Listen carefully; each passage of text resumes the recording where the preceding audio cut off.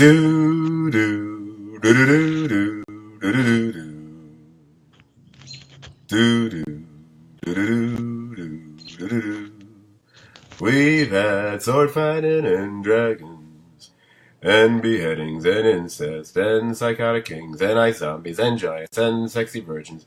And did I mention rape? All right, let's just get to the thing. Welcome to the Serious TV Drama Podcast. That is the Game of Thrones edition of the Serious TV Drama Podcast. I'm Scott, and I am joined this evening by Brian from Kentucky. Hey, Brian. Hey, Scott. How are you? I am doing fine, and I apologize by not giving you some funny title, but I actually saved it for the description up here online. And the only thing better than yours is the one I came up with for the other person joining us this evening, Jamie. How are you doing, Jamie? I'm well, thank you. I'm glad you are well and in one piece. You can fill in the listeners for a moment of why we had to delay our final finale podcast for Game of Thrones this week. Our viewing area had 29 tornadoes in 24 hours, so I spent a large portion of my time in a hallway and underground. Oh my God. I think Brian and I were both kind of freaking out when you were sending us videos of what the tornadoes looked like out there. And part of me was thinking, and I personally was imagining that I don't know if they were actually from you, and I don't think they were, but it's like, wait, is she actually like taping this right now? Get in the shelter! Get in the shelter! Nope, I was just grabbing other people who had, I don't know, they get a thrill out of almost dying. I just take their videos. I let them do all the work. They're like, it's just like in that Twister movie, remember that?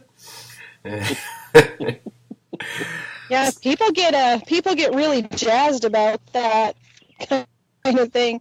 But when Reed Timber is heading your way, like, you know that you need to stay in a shelter for like the entire time because it's for real. Oh yeah, it sounds. If you guys know who Reed Timber is, okay? Yeah, I'm just gonna go along with it. It has to not waste time. It's like I don't need an explanation. I'm just gonna keep going.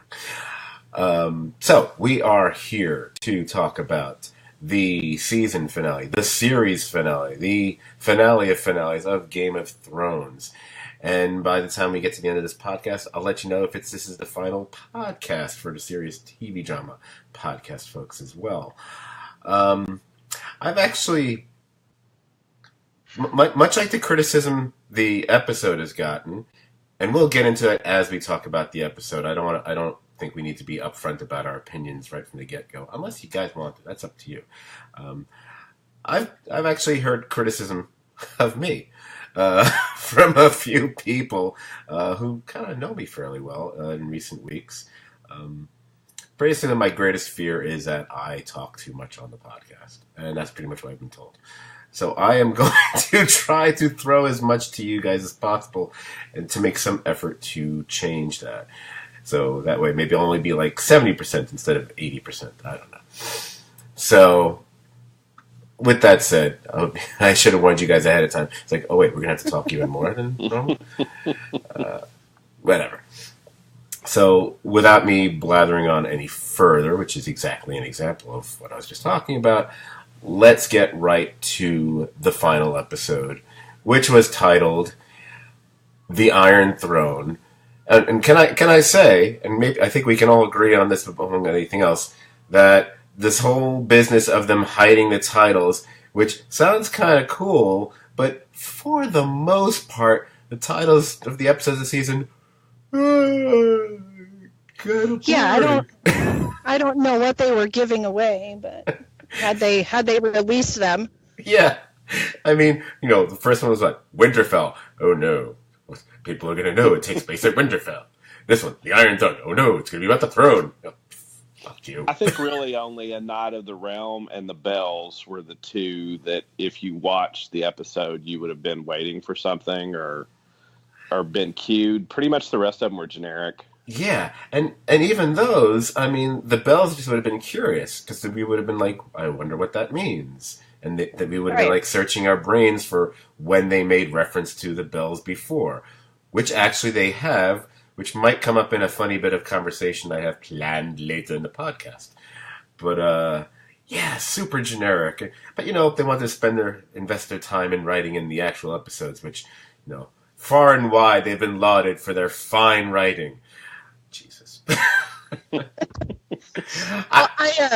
I know somebody who works for one of the companies that prints all of their media and prints out I don't know what the technical term is for it, but basically prints out the film that goes into HBO. Mm-hmm. But HBO spent a butt ton of money on security for this place. So they sent in their own security guards into this place to watch over the entire production line before the season started.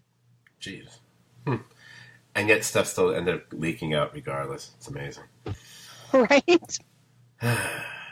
But I was not aware of anything beforehand, and I get the impression neither were you guys, so that's cool. Okay, so getting to the actual episode. Last time I'll do this. Once again, checked out the opening credits.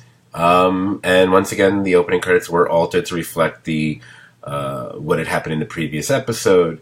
So if you guys were to watch it again, you will see it's very clear, the damage to the outer gates of King's Landing.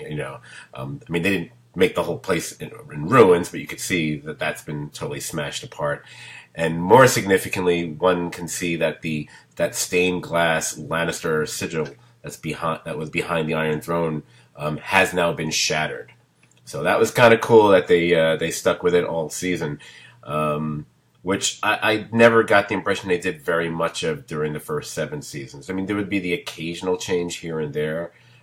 Wasn't it like burning at Winterfell for a while or something, if I recall? But beyond that, I don't recall much being different beyond adding or taking away different locations based on what was taking place. It was more geography in the earlier seasons, just telling you where the episode was going to be. Right. And it's interesting now that after having seen the episode a couple times now, and especially the outcome for Arya specifically, makes me curious about the general map that we've been looking at, and what this globe actually represents. Because I still have never been clear. I've never really thought about this actually being "quote unquote" Earth, although I think other people do think of it that way. I've not noticed that the continents look like the continents of this planet, so I don't think so. So I'm always wondering, well, how much is west of Westeros? I mean, or maybe it's a flat planet. I don't know. Maybe she's going to go off the edge, and all the flat earthers will see, and everyone's like, but it's not Earth, shut up. Anyway. So, we pick up this episode. It's pretty much the aftermath of the King's Landing slaughter. And so, the first section of the episode is really Tyrion heading for the castle on his own, while Jon and Davos kind of like find Grey Worm, who's about to execute several soldiers. And I think literally that's the first 15 minutes, leading up to Tyrion eventually finding his dead brother and sister in the rubble. It just seems, upon first viewing, it felt like we were following Tyrion for a really long time, through here, there, and everywhere, and through all the rubble and whatever. I think this was the first thing from people I've spoken to that started to test some people's patience. They were like, okay, how much longer are we going to watch this for? So roughly that first 15 minutes, I'm thinking all the way up to before Dany speaks to the troops. I'm going to get like your take on it, like section by section, and what you were thinking. So, out of deference to the lady of the podcast, I will go to Jamie first. Okay.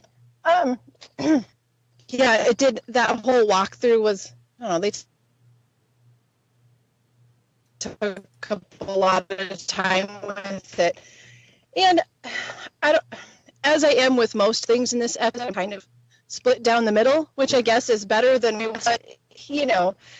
I'm watching him like walk through the castle, and then he's like, how does he just psychically hone in on where his siblings are under the rubble? Like, was there a note? Did they tweet something like before the stones came down? Like, how did he know where to go and find them? Because if they were truly they were underneath it, you couldn't see, like, until he got right up to the pile, you couldn't see, like, Jamie's hand, which we all knew is exactly what he was going to find when he walked up there, that the hand would be the telltale. Right. Also, there was a meme out there about this, which I thought was really funny, because it circled them and then it showed the area next to them, and it was like, if they literally would have just like stepped 10 feet over, they wouldn't have had any rubble on them at all. So, whoops. That was a funny meme. It was. That's one of the few that's been pointed out to me a number of times. That and Hodor saying, I fucking held the door for this. Brian? I guess, I'm been accused of being the apologist for this show. And I do have some criticisms, but I thought Tyrion's walk through the city was his walk through the ruin he created. And I thought that was powerful. And in my take of him finding them, I mean, we've seen throughout the series that Tyrion used those passages beneath the castle and knew them as well as anyone. He also had built, the sewers and things like that. So I didn't find it that surprising. I did find the amount of stuff on Jaime and Cersei to be a little less than I would have thought it would have been. Mm-hmm. But I think it's him actually seeing this is the path he chose and this is where it is. And to go back to last week, just to add, because I've been thinking on this a lot, the Cersei death is disappointing to a lot of people, and I understand why, because we wanted her to get it. But I've thought about, the Red Keep and her family and the power of that, and at the end, that's what did her in, that the whole thing crumbled up on top of her, and that being the symbolism that was the symbol of Lannister strength, and at the end it ended everyone but Tyrion. And so I think symbolically it was good. I don't think it was executed extremely well, but I think what the writers were trying to do. But this scene culminating with, I think, the tension built up by Dinklage until he gets to them, when he sees them and he breaks down and smashes that brick. I mean, say what you will about the writing, but his acting, was amazing. It carries half the show. It has for a long time. There isn't a bad actor in the bunch. I mean, right. All of the criticisms that I've given it over the last couple of episodes, none of it's towards them at all. They are what has kept this show watchable. I still care about it. I still care about all of them, even when I can very clearly see that some steps were missed in the storytelling. So kudos to all of them. I think all of them have done a fantastic job. Yeah, and the scene, I think for me, the most disappointing thing, and people who know me know my favorite character is Davos. It was nice to see him get a moment and then get the council scene later, but I wanted more of Davos. But it was nice to get him in the streets saying, how much more defeated do they need to be? They're on their knees. So, I mean, I felt like, as I've reflected on it, and this is sort of the start of it, Tyrion got the biggest chunk of this episode to give people who love him a lot of him.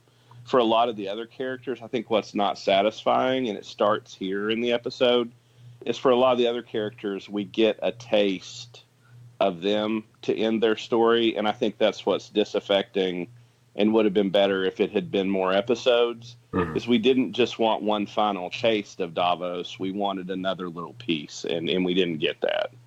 Interesting. Right. Seems like we got more of that in the second episode of the season rather than any of the last four. It's also interesting that in that second episode, which loved by some, like Brian, not so much by some other people. I loved it myself. Is the very it was almost the opposite of the rest of the episodes that followed, where people might have complained there wasn't enough going on, and it's taking its time, and it's just people talking, which is like pretty much people talking is the best part of Game of Thrones. It's not the fighting, it's the talking. People who are things that need to be more action there, then go watch a Michael Bay movie or something. Although some people ragged on the last episode being like it was a Michael Bay movie, so there you go. But then everything seemed to be more rushed and truncated in the episodes that followed. I think I'm landing right. Wow, I'm going to be the centrist on this one. I think I'm landing right in the middle of you guys. I did not. You're in the middle. Yes. You're in the middle, because I'm in the middle. So. Oh no! So I'm in the middle of the middle of the middle. There you go. I'm in the idle. I didn't mind the walk through King's Landing because I felt there, basically what Brian said. I don't have to repeat it. Right. What Brian said. As well as him eventually making his way to where he would find Jaime and Cersei. It hadn't occurred to me that how odd it would be that he would know that would be the pile that they would be in. I hadn't given it that much thought. I kind of like that observation. Because it reminds me, I can't knock you for it because I've made that kind of critique about any number of movies or TV shows. Like, well, how would they know it'd be right there? It's just it's a convenience of writing. It really, I guess it doesn't really matter, but it does because I noticed it and it irritated me. But yeah, maybe that just says more about me than the show.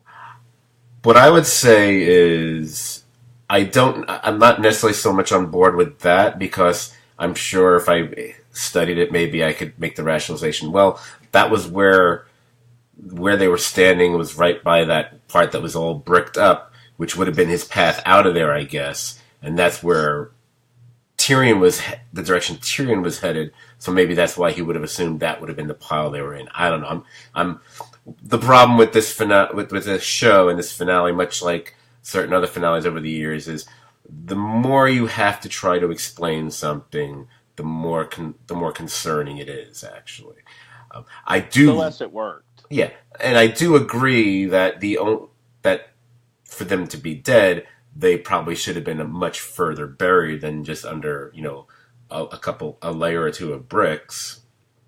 It didn't really stay. Quite frankly, I thought they should be fine if that's it. Maybe a concussion. But again, it's you're having the imp be the one who's going to be digging them out. Maybe they can't be buried under 10 feet of rubble, I guess, because then the scene is going to be the entire episode. A little forklift. So, but yeah, but I basically what Brian said as far as it being the culmination of Tyrion's journey of what he feels responsible for, or what the person that he supported and what it has caused. So I felt there was power there. Maybe it took a little longer than it should have, but it didn't bother me that much. We kind of skimmed a little bit over the Jon and Davos stuff. I kind of liked that scene because I kept thinking, wow, Grey Worm and Jon it feels like Grey Worm's not really itching to fight Jon. I kept getting that impression the last couple episodes. Yeah, he turned into a real dick for someone that doesn't have a dick. I guess you lose the one chick who didn't mind that you didn't have a dick. I guess that's where it sends you. You just become snarly Obama. He's all sorts of pissed now, constantly. Yeah, really. And meanwhile, we don't even know what it is he pisses out of a hole. I'm still not clear on that. Wow. So let's slip over to the next little slice of the episode, which would be when the Unsullied and the Dothraki assemble for Dany as Jon is making his way up the stairs.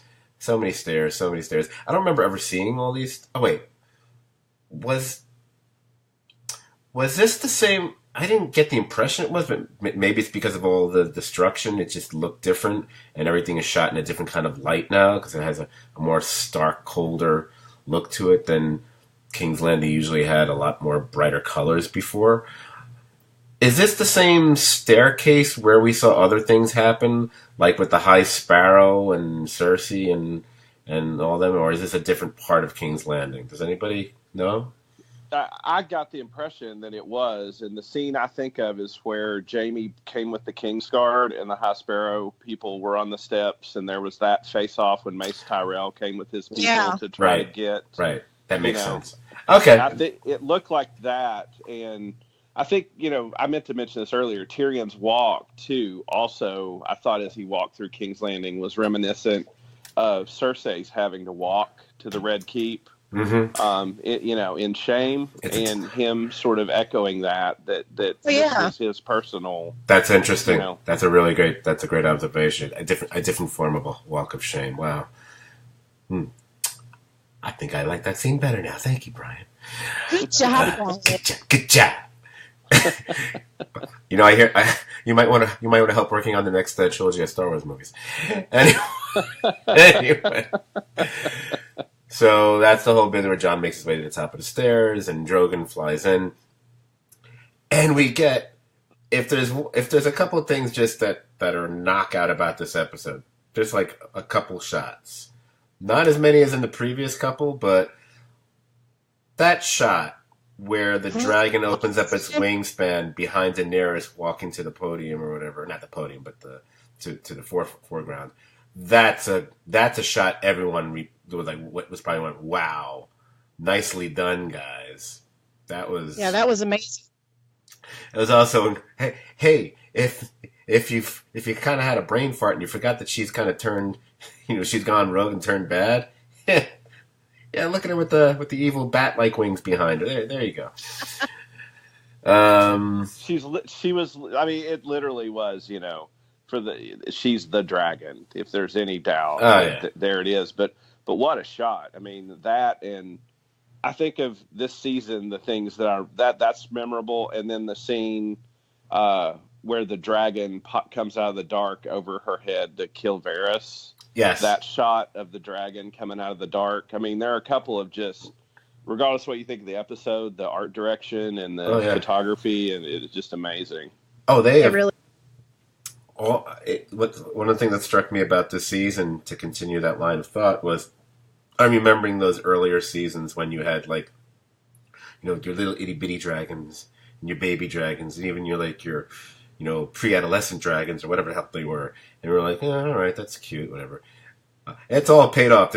I'll give them credit for that. It has definitely paid off this season because they clearly threw a shit ton of money at this. Because some of the dragon shots are really gorgeous, like the Varys one that you mentioned. There's one that comes up just shortly after this where Drogon is sleeping in the snow and he rises as Jon approaches him. Really nice. I'm really like, wow, that's such a great idea that he's just nestled in the snow and he comes up out of it. Just things like that gave me a shiver, made me go ooh, because the show can do spectacle when it wants, and it's not just, and it doesn't have to be about 100,000 CGI soldiers charging at each other. It can be just stuff like this that they do pull off really well. Speaking of 100,000, hey, first question, and this is I'm actually spoiling something I want to get to later, but who cares? Question for anyone who wants to answer: when we watched The Long Night, episode 3, you know the one.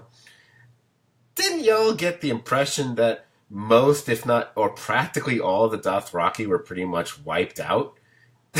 Doesn't it seem like there's an awful lot of Dothraki left over, which it didn't seem that there were that many? Yes. Yep. That's number one. Number two, wasn't the big thing in, once again, The Long Night, wasn't there a big plot part where they were trying to get the troops to come back in and most of them kind of got stuck on the other side and most of those were pretty much the Unsullied? Again, not to the extent that the Dothraki were wiped out, but I had also gotten the impression that there weren't, that the Unsullied took some major hits as far as their troop numbers. Again, seems like, because I remember, wasn't it like 8,000 originally? It's like, well, it looks like 8,000 or 9,000 to me. Didn't they? Seems like they didn't lose anybody. Am I crazy, or did it just seem like there was like way too many Unsullied in Dothraki for considering what we saw just a few episodes earlier? Yeah, the numbers seemed a little high, I think. And particularly the Dothraki. Yeah, I mean, that was the one, really. The Unsullied, you could extrapolate that as they conquered things or, did things that maybe some Unsullied would be, guarding or whatever. But the Dothraki, I mean, there were way too many Dothraki. Okay, but like really, the thing is though, is that in order for that scene to work, there had to be numbers for her to look out into the crowd over the top of, because if we had all of these like, staff thumping, Unsullied, and we had like 4 Dothraki like screaming around on the horse, it would look really ridiculous. But it would have been really funny. Yeah. Because she could have just addressed it. Hey, you guys, shh, talking. Shh. Quiet time. Yeah. So basically, that's what I mean. It would have been more like a nuisance. It would have been like a group of toddlers more than these terrifying warriors. So basically, the humorous take on this is that she would be the evil Lyanna Mormont who had like 50 men, to give to the war. So, like, she would have come out and been fierce, but there would have just been like 50 people there. Well, it's funny. Remember when she went to the gates of King's Landing, where before Missandei lost her head and everything, and she shows up there, and I remember I kind of did the count. And she shows up there with maybe 40 to 50 troops. And, I mean, I'm not saying that's all she had left. But it was a rather meager showing to show up with. So, I went, right. Oh. Anyway. So, but, yep, go on. Regardless, that it looked amazing. So, I mean, it doesn't make sense. I'm glad that all the body count was pulled back through, because it just we were talking about with the wings and all, that entire scene was just beautiful and scary and probably the highlight of the entire season for me. Really? I loved that scene, just visually. Okay. And the apprehension that you could feel from Tyrion as he walked out, as she was, and here she was, like, she's not a queen, she's a conqueror, and the realization that it's becoming more and more there's no going back. Right. That she's bloodthirsty. Oh, and by the way, you just hit on a word that I wish more people would use about her. I wish I had used it. So kudos right now. Conqueror. That's exactly right. Because she's calling herself a liberator. It's like, nah, you've gone from liberator to conqueror. That's what you just did in King's Landing. You didn't liberate. The only thing you liberated, most of these people were from their actual lives. So great. Wow, great. The word to use, exactly. And you hit upon exactly the thought I had. I'll give the show credit for something. They've had this season, as much as many people have knocked the season around, and as well as we have at times, they still have had a knack for having these scenes where you have this huge amount of dread that something really bad could happen to someone that really, it's like you wouldn't imagine something bad happening to. That's Tyrion. Tyrion, when he was at the gates of King's Landing a few episodes ago, there was that moment where it was like, oh, she could just have him killed right now. She could just kill him right now. I'm feeling it right now. There was another thing like that with him. I can't remember which episode it was. And this one was the one. And we were watching. And while we weren't exactly doing a Leslie Jones thing when we were watching, although when we get towards there are a couple moments which I will reveal that I was a little bit like that towards the end of the episode. But and during this one, I was like, oh no, because I was deathly afraid for Tyrion, You know, Drogon's right there, you know, and so that was a real powerful moment. You know, yes, I betrayed you, but you slaughtered a city. That whole little back and forth. So that was really something. I mean, that's let's see. Should we package that with? Because right after that, and he's taken away. That's when all of a sudden, peekaboo, Arya shows up right behind Jon. So she does her little Batman routine. And oh yeah, that's the one part where she says that that she had come to kill Cersei, but your queen got there first. That's where we get the little "she's everybody's queen." And I love Arya saying, "Yeah, tell that to Sansa." And I went, "Yay, Sansa!" And the person next to me went, "Boo, Sansa."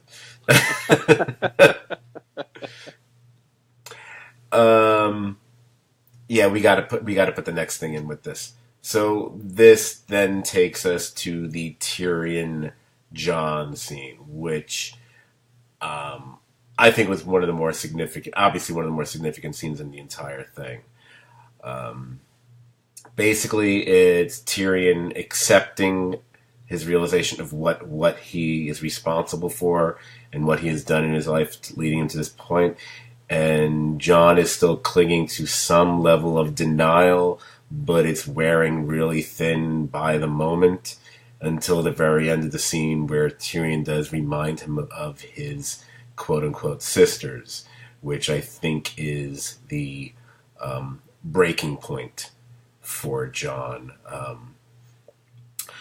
So before we get to the really big part, Jamie, you already covered some of the Dany stuff, so I'll pass on to I'll switch over to Brian. What was your take during all this?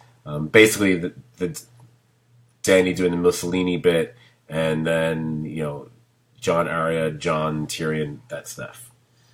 I think Jon was disturbed by it. What Tyrion did shook him up, and you see he's clearly assessing Dany after he sees Tyrion throw the hand pin, which was a cool shot too, like the scene down the stairs of seeing the hand pin, go down the stairs. But Arya plants the first seed, Tyrion plants the second seed, and I disagree with the analysis that Tyrion did it.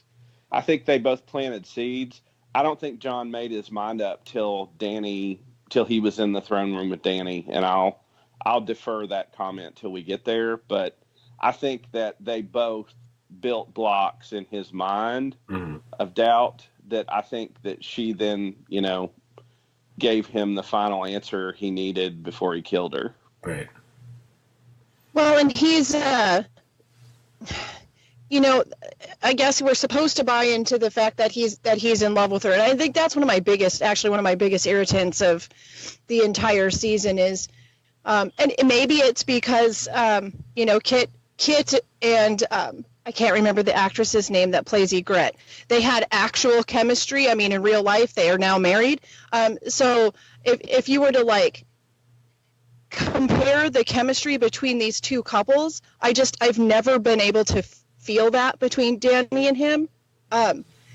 So it gets a little, it's tough for me to go, well, he keeps this idea of hope going with her because he loves her, and because when we love somebody, we it's that whole you don't know them like I do. So I'm not sure why he keeps clinging to this idea that it's going to be okay, other than the fact that he's so stuck on the Stark honor, and he bends his knee to her, and it's just, I've got to do the honorable thing. That's it. He's Ned Stark's son, and he not biologically, but raised that way, and I don't know that he loved her. I think a part of him did, but I think that he is loyal, and he wants to see what's good in her, and when the others place doubts in his head, he listens. He doesn't shut them down, but he tries to feebly defend her, and even says to Tyrion, that's our queen, and has said that to Sansa and Arya. But I think when ultimately, the answer that dooms her is when she says, "We are the ones that will determine what is right." Right. That is every bad person's justification for anything they ever do. Is when there's no longer anything that governs what's right and wrong than what I say. Then he knows, like she's morally compromised to the point it's not going to stop, and this will continue, and more people will be put to the sword or conquered. And I think that's when he decided he had to kill her. I think they built it up, but when she says that, that's the turn in my head where he says, "I have to do it." Yeah, I would agree. Yeah, I can't disagree with that. I think it's just like you said, seeds planted, seeds sown. Here, the seed comes to fruition with what she says, which is the next scene, and we're already talking about it, and you pretty much covered it. Yeah, it's bad enough that she is steadfastly refusing to show mercy to Tyrion, which in of itself is kind of problematic. But when she takes the conversation further, what you just said, it wasn't a shock to me when he actually stabs her. Oh no, not at all. I say that, but did I also gasp when it happened? Yes. So I'm a big liar right now.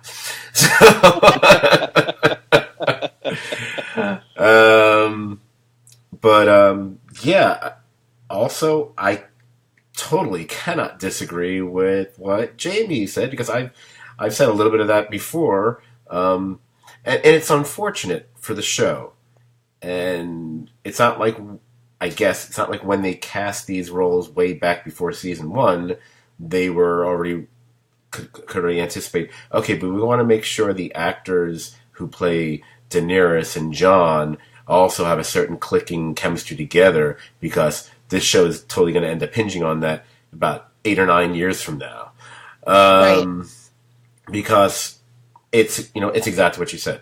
And generally speaking, other relationships probably were cast that way, or there was a more organic nature to those relationships that grew over time.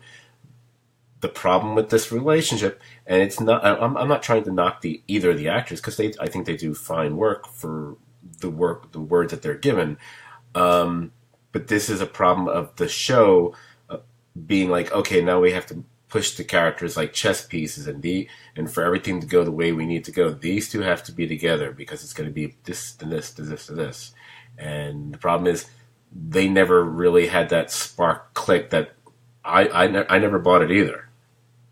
Right. And I mean, well, when there was Jon and Ygritte, there were jokes.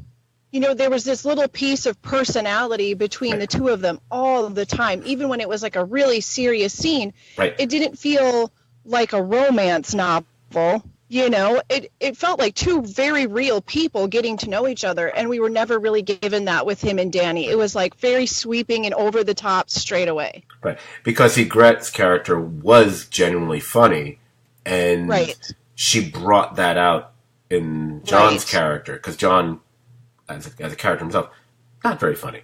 Dany's not very stale. Yeah. Dany's not going to be one to bring that out in somebody, because she's not really all that funny herself. So, I mean, so there you go. Again,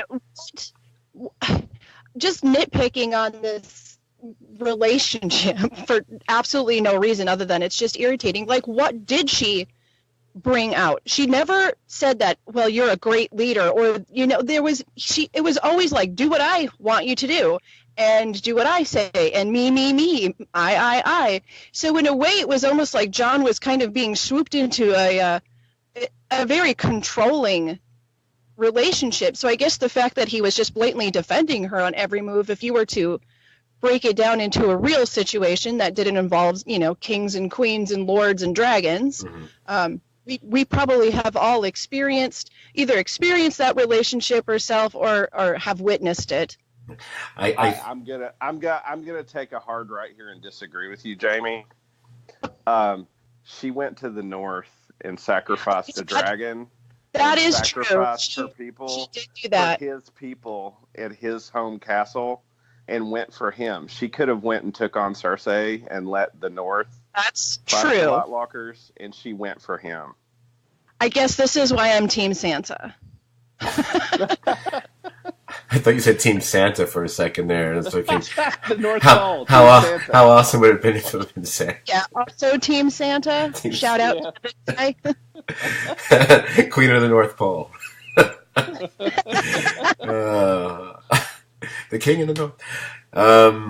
God, I totally derailed what I wanted to say, and I don't remember anymore. You're right. There were a few moments, I guess, looking back, where she did do a few deeds there that I guess would have could have been put in there. But I still I don't know. I don't know what it is, why it irritates me. And I love both of the characters on their own. I like the actors. There's like but for some reason, the two of them, I've just been like, really, for the majority of it.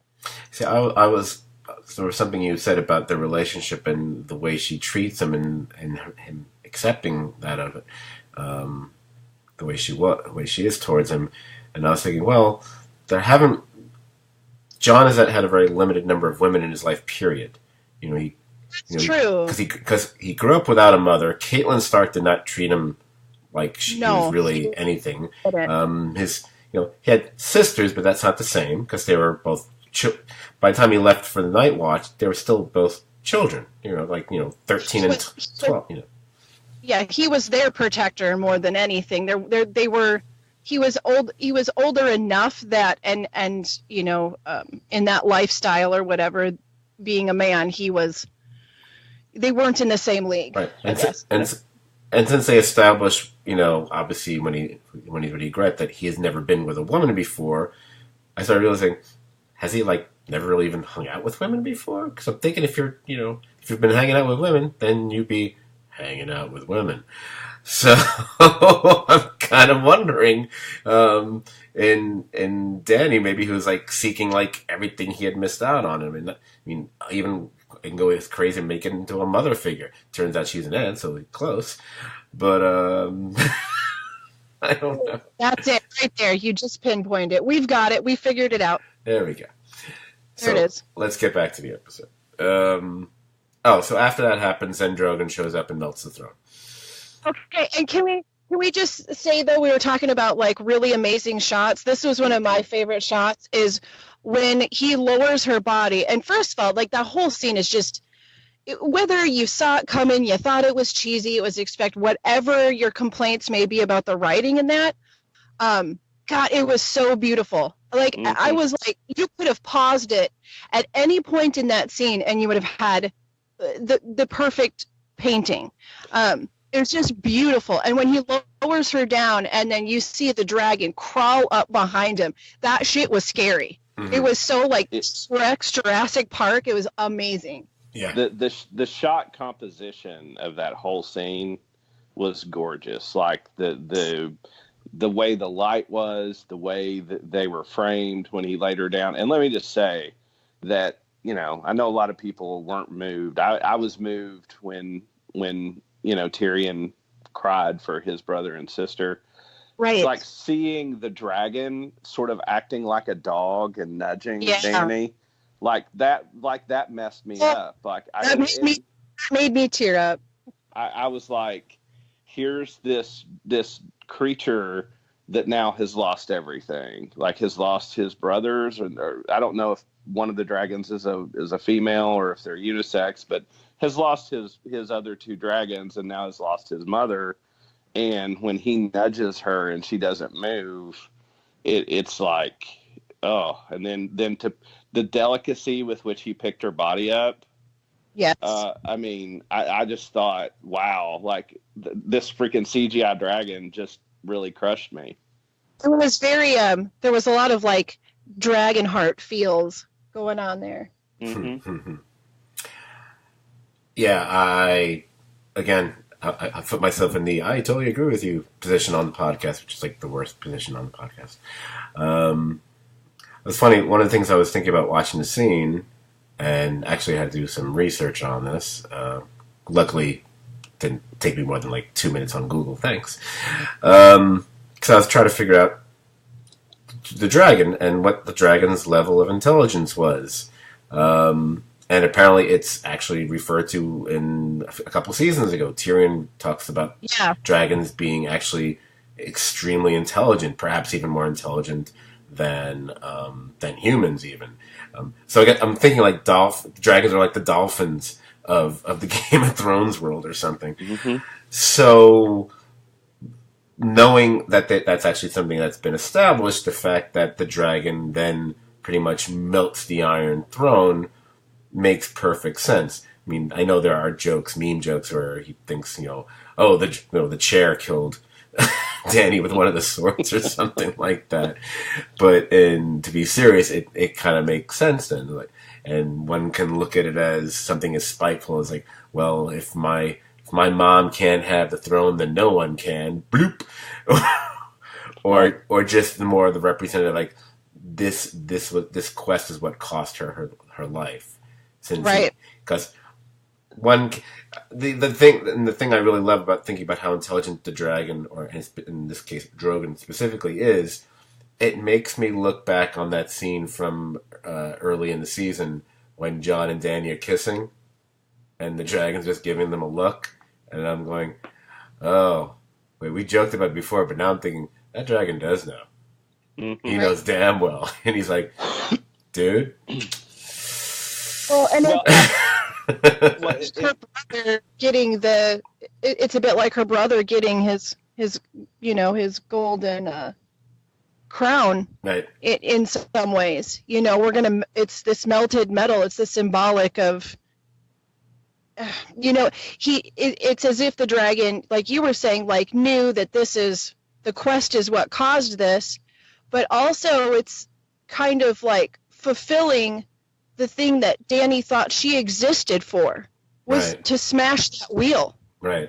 Well, an interesting thought, like all those thoughts came to me later, but the thought I had at first about all of that was that Drogon let Jon go up there. He let Jon go by. Right. And then comes up and Jon has killed Dany. And my initial thought was that he burned the throne, because he looks at Jon first. And you're like, oh, shit, is he going to kill Jon? And what's going to happen here? And then he burns the throne. My initial thought was like, you killed her, you don't get the throne. That it was directed directly at Jon. That later I thought, maybe it's a bigger picture, like this whole thing has cost her and killed her.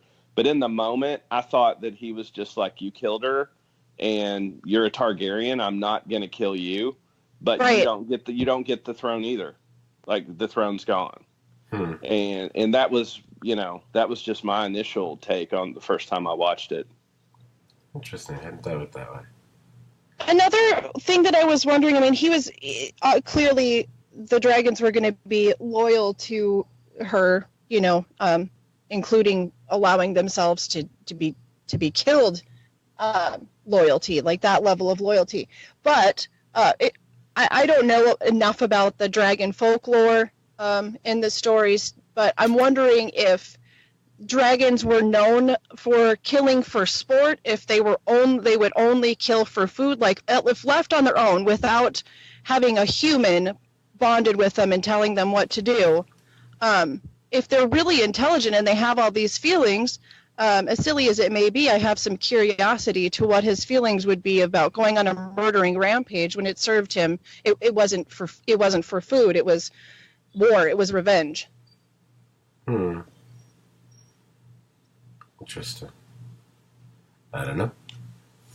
Well, I would think. I mean, just speculating, but I would think after all those people fired scorpions at you, and there were scorpions all over the city. Taking some people down.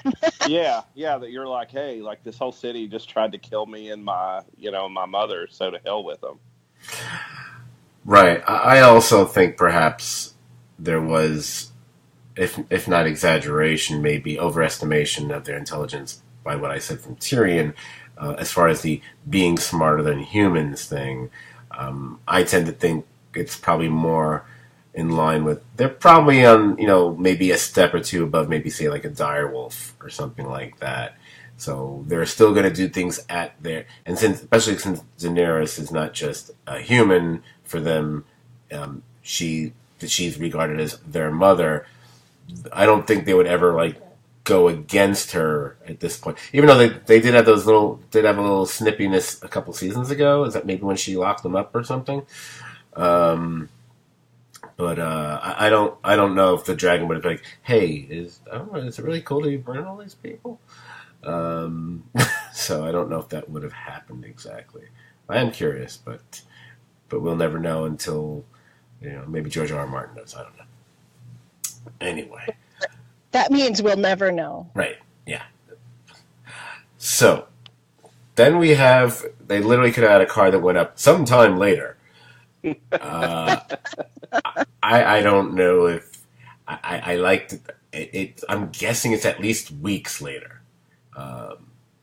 Because just based on beard length and stuff. So we see like I said, a more heavily bearded Tyrion is led to that arena, which looks like it's basically that same location from the previous season, which is the arena back where the dragons used to hang out and stuff, I guess. And we see this little dragon pit. Yeah, the dragon pit. And we see what I guess they're essentially the lords and ladies of Westeros and others, including Sansa, who's like dead set in the middle there, of course, who gets into it a little bit with Grey Worm about Jon and so on and so forth. I don't think I need to do a whole bing bing bing about what happens here. I'd rather we just talked about it. And there's like one major thing I kind of had an issue with, but the more I thought about it, the more okay I was with it. And no, I'm not referring to the actual selection of who gets to sit in the Iron Throne. I figure that's a separate conversation. There was a lot to like in this scene. Once again, they went down that path of, we've got all these characters all assembled here together. We want to give everyone a little bit to do. There are always going to be, I don't know who that is, and I don't know who that is, but the super hardcore Game of Thrones fans will know who they are. I just figure, okay, that's probably a lord of something that I don't care about. Who cares? I'll just give you my favorite thing in the scene. It's a tie between Lord Edmund being told to sit down by Sansa, which was might have been in some ways, except for one other scene, one of the highlights of the entire episode on a humor level. I just love that. There was a great gif or gif or however the hell you say it of like imposing Sansa's face on like LeBron James and him on somebody else and having her dunk on him and just go sit down, Uncle. There's another one out there where it made him Joe Biden. He said, "I'm running," and then she's saying, "Sit down, Uncle Joe." I should have one with her and Drake now. So that was lovely, and also before we get there, when essentially Sam brings up the idea of democracy.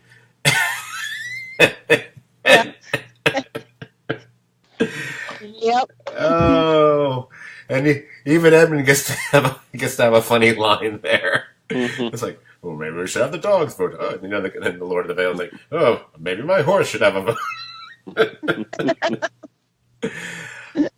Okay, so I like when Sansa is talking about remaining independent. I mean, we're working into that, but when she's talking about remaining independent, that to me, all of those people out there that have been Sansa haters, like that, this was Sansa's like redemption to all those who felt like somehow she needed to like redeem herself and be.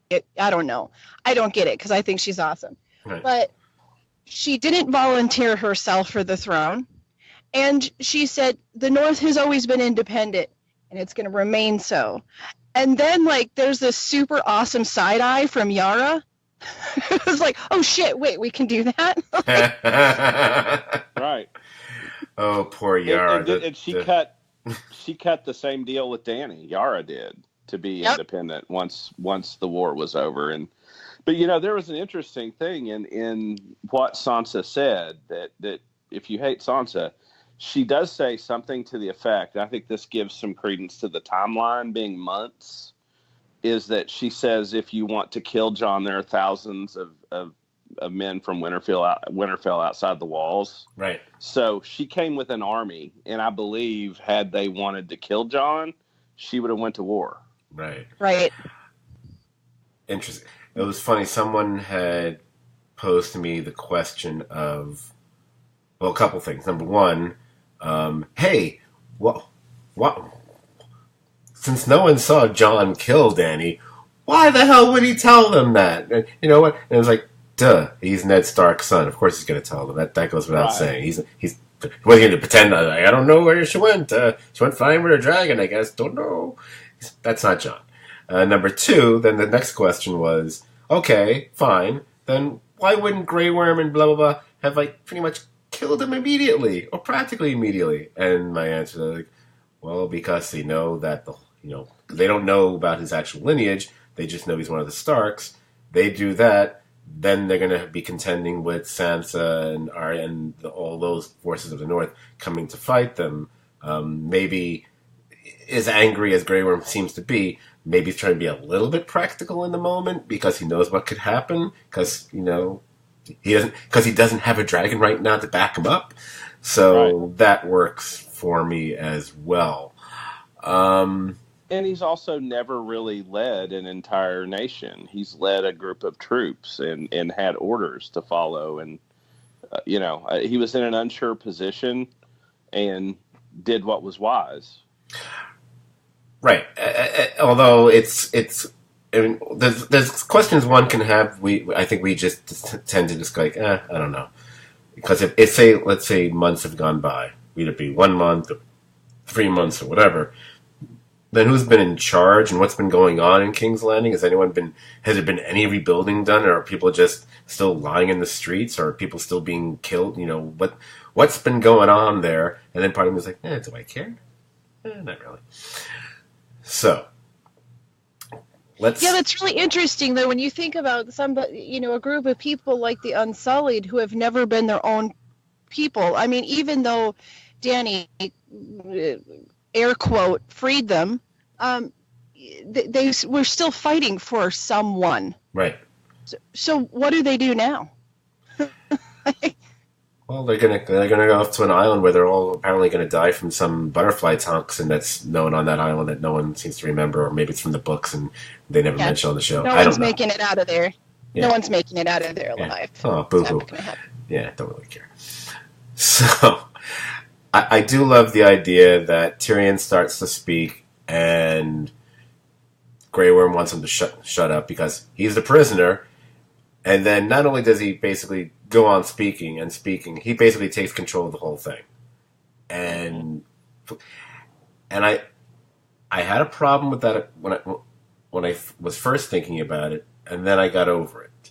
Because part of me was going, why are they allowing this person who has basically been a prisoner and more often than not has been in opposition to these people rather than, allied with them, to be the one to essentially push forth who should be king? And I thought about it, and it's like, well, you know what? Look at who these people are. Tyrion, what is Tyrion known for? Tyrion is known for speaking. He's by far the best speaker there. So they kind of accede that to him, and it's not like, and I realized they don't have to go along with what he's saying, but they're letting him articulate it, and that's just what turns out to make the most sense to them. And plus, then we also get another great scene with Tyrion just talking, and that's really what it's all about, because that's the show. But see, here's my first rant. the people that hate this, that say this sucks, this isn't like the show that I've loved, are stupid, okay? And they're stupid for this reason. Tyrion did this at the Eyrie. He was in chains, a prisoner to be put to death, and he talked Bronn into saving his life. Yep. He was in chains at the trial where his father and them were going to put him to death for killing Joffrey. How does he work himself out of that? He talks, embarrasses all the people, and in that speech, he makes Jaime feel so bad that Jaime comes and releases him. And Tyrion has done this before. Think about the wildlings that come upon Tyrion when he's in chains, and they take custody of him. He talks his way out of that and ends up leading wildlings into a battle in which he gets hit in the head immediately. But throughout the series, he has been in chains in a dire situation and has talked his way out of it. Now, in this instance, he wasn't talking in self-preservation. He was talking about a solution to the group, but it's totally consistent with his character and his journey. Right. And he's clever. That's his weapon. Yeah, and also he was also in chains with Arya when he's first presented to Arya. And so once again, you're absolutely right. That's actually it's basically a Tyrion trope. That's right. Yeah, it makes perfect sense once you take the long view. Like, this is what he's done practically season after season. He's had to do that practically every season, or at least it feels that way. Again, why it didn't bother me. I was perfectly fine with that. So, this is one of the big ones, if not the big one. It's the big one. So Tyrion does his thing. But it's what he says. I know how I felt about it. I'm of two minds of it. On one hand, I kind of like the idea that someone who was considered for lack of a more original way to put it, more of a dark horse candidate, is the one to assume the throne. But the rationalization and the justification, I'm not sure I'm on board with it. Because one of the thing that Tyrion stresses is, what is it that unites people? Stories. And who has a better story than Bran the Broken? I don't know where Tyrion got the name Broken. I'm sure Bran must love that, but whatever. Well, first things first. Do we really think Bran has the best story? No. Because I don't. No. And not to be a smartass, and then I will let you guys do your thing here. I just want to say my problem is, because I'm not going to start getting into all the people who have better stories, because we can go through that in a second. My problem is Bran has largely been passive in his story. Everything he's been taken places and things have been happened upon him, or he's witnessed things, but I don't think he is an active participant in his own story the way Tyrion is, the way Arya is, the way after a certain point Sansa is, and so on and so forth. He does the least in his story arc because literally, physically, however you want to phrase it, So that really kind of bothered me, because the more I thought about that, the more I thought that's really flawed logic.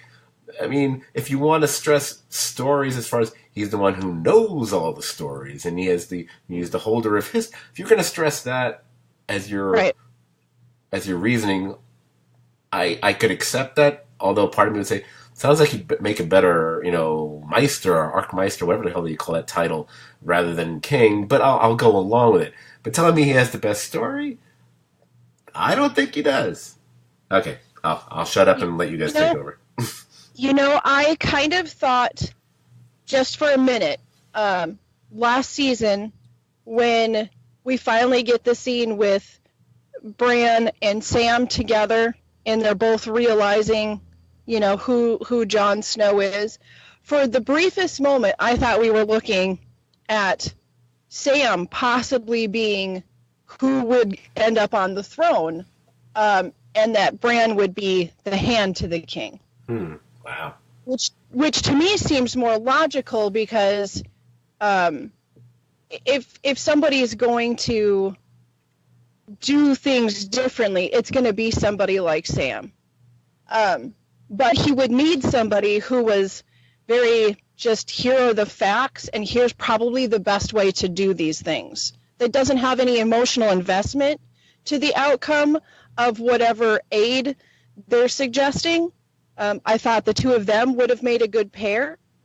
But having Bran be, like you said, it's if you're going to go with who has the best story, then anybody up there other than him, he's the best. He's observed everything. He can tell you what, like you said, all the things that happened. And just a note on the Bran the Broken, I think that's a play off of his ancestor, who was Bran the Builder, who made the wall. Okay. Right. And I think that's the only reason why they did that, is to connect those lines. But I mean, I don't know. I felt pretty let down by that choice. But on the other hand, it's also like, well, that choice works because he's not going to have any kids, so we're not going to get the same old thing where the kid is the next in line. Mm-hmm. He's not really. Is he really going to be? Is he searching for any sort of power? Not really, just knowledge. So maybe that's beneficial. Right. I don't know. I don't feel like it's. I don't know. It doesn't sit like comfy and cozy with me, but I guess there's little pieces there where I could see maybe they would make that connection. I think there's a rationale for him to be the leader, but it's right. not that he has the best story. There's a clear rationale that he possesses knowledge, and he has some very valuable gifts that a leader would need. I mean, he can find out information, intelligence. Saying he has the best story is crap. I didn't buy that. But I think if you look through the history of this series, if you really wanted to take a cynical view of what Tyrion is saying, and I think the next scene sort of plays this out, really the king never has run King's Landing. Right. That Robert Baratheon didn't run King's Landing. Right. The council did. That Joffrey didn't run King's Landing. Tywin Lannister did. Right. On and on. It's really, and I think that's why, the council scene, it shows that's who really runs King's Landing. Bran can do the important stuff and isn't somebody who's power hungry. Right. So I don't think that the choice is terrible, but I agree with Scott. The rationale kind of not great, and I would have expected Tyrion to say, we have somebody who persevered and despite what happened to him, gained great insight and helped counsel and give advice to lead us to win the war in the North. And he doesn't want power. He's a good candidate for that. And he comes from a noble house, an honorable house. Right. There are rationales, but I agree with you, Scott. And also, I think I mean, I hate to speak for the majority of viewers, but what the hell? I think why this was a big problem for a lot of viewers who were dissatisfied with that choice or disappointed in it or whatever the phrase is it's really just the way they've chosen to represent and portray this character, especially over the last couple of seasons, especially since the entire Three-Eyed Raven phenomenon, because he's become a character that's become more disconnected, and and as a result, he's just not the most interesting or likable character as a result. I have made the joke of calling him mystical Mr. Spock or something in previous episodes, but the difference is everyone who watched Star Trek loved Mr. Spock. Before this episode, I never heard anyone speaking that highly of Bran. They were like, oh yeah, whatever. I wish he'd actually be an active participant in this story and do something. And by the way, I'm going to call them out right now. I don't care. Don't give me how intelligent these creatures may or may not be. How do you not have Morgan to a dragon this entire season? How did that not happen? How did you miss that chance? I have no idea how that didn't happen. I was waiting for that. I was like, that would have been so cool. And I want to see like the dragon's eye go white, like, oh, maybe that's what stops her from burning the rest of King's Landing or whatever. I mean, they just didn't write it that way, Yeah, or if like when the throne was being burnt down, or I mean, I don't know. Yeah, It's a bummer. I really thought as he left the small council and asked about if there'd been any reports of the dragon, that maybe the epilogue would be like him looking through the eyes of a dragon, and you would see some land you'd never seen or something. That would have been cool. That would have been so. Dear idiots. Anyway. But honestly, I think but of all the choices, he was. I don't want to call him the least liked, but the character I think people cared about, even on that stage, taking out the people that either we don't know who they are or people that we know we don't care about, like, the kid Robin from who now he's decent looking, I guess from all that breast milk he had, for most of his life or something. He should hang out with Tormund, I guess. But you know what I mean? Like, if you know what? I just to touch on that, I really liked seeing him there, because that's quite possibly one of the better things that Littlefinger ever did with his life, was get this kid to not be the weird little creep that he was. Yeah, that's true. And have to wean him at to wean him off his, right, like at age 14, to literally wean him off. Cut him off. Oh. He sent him to, he had sent him to be trained, to learn how to fight and to be a man, and so it was kind of a nice little nod to see that. I was like, oh, that it looks like it might have worked. That scene is cool to see all the people. The interesting question is this: if Sansa wants to remain independent, and I think if they'd offered her the throne, I mean, it would be cool to see her on the throne. But I think her answer to Bran is, I think she'd been there and seen how it was, and she didn't want it. She didn't want it. She learned to appreciate what she had in the North, and didn't want to be back in King's Landing. I mean, what's the saying? Anytime a Stark goes south, it's bad news, right? Right. So if she didn't want it, who's the next of the people on that stage? Who's the person that should have it? I mean, it can't be Brienne. It's not going to be Davos.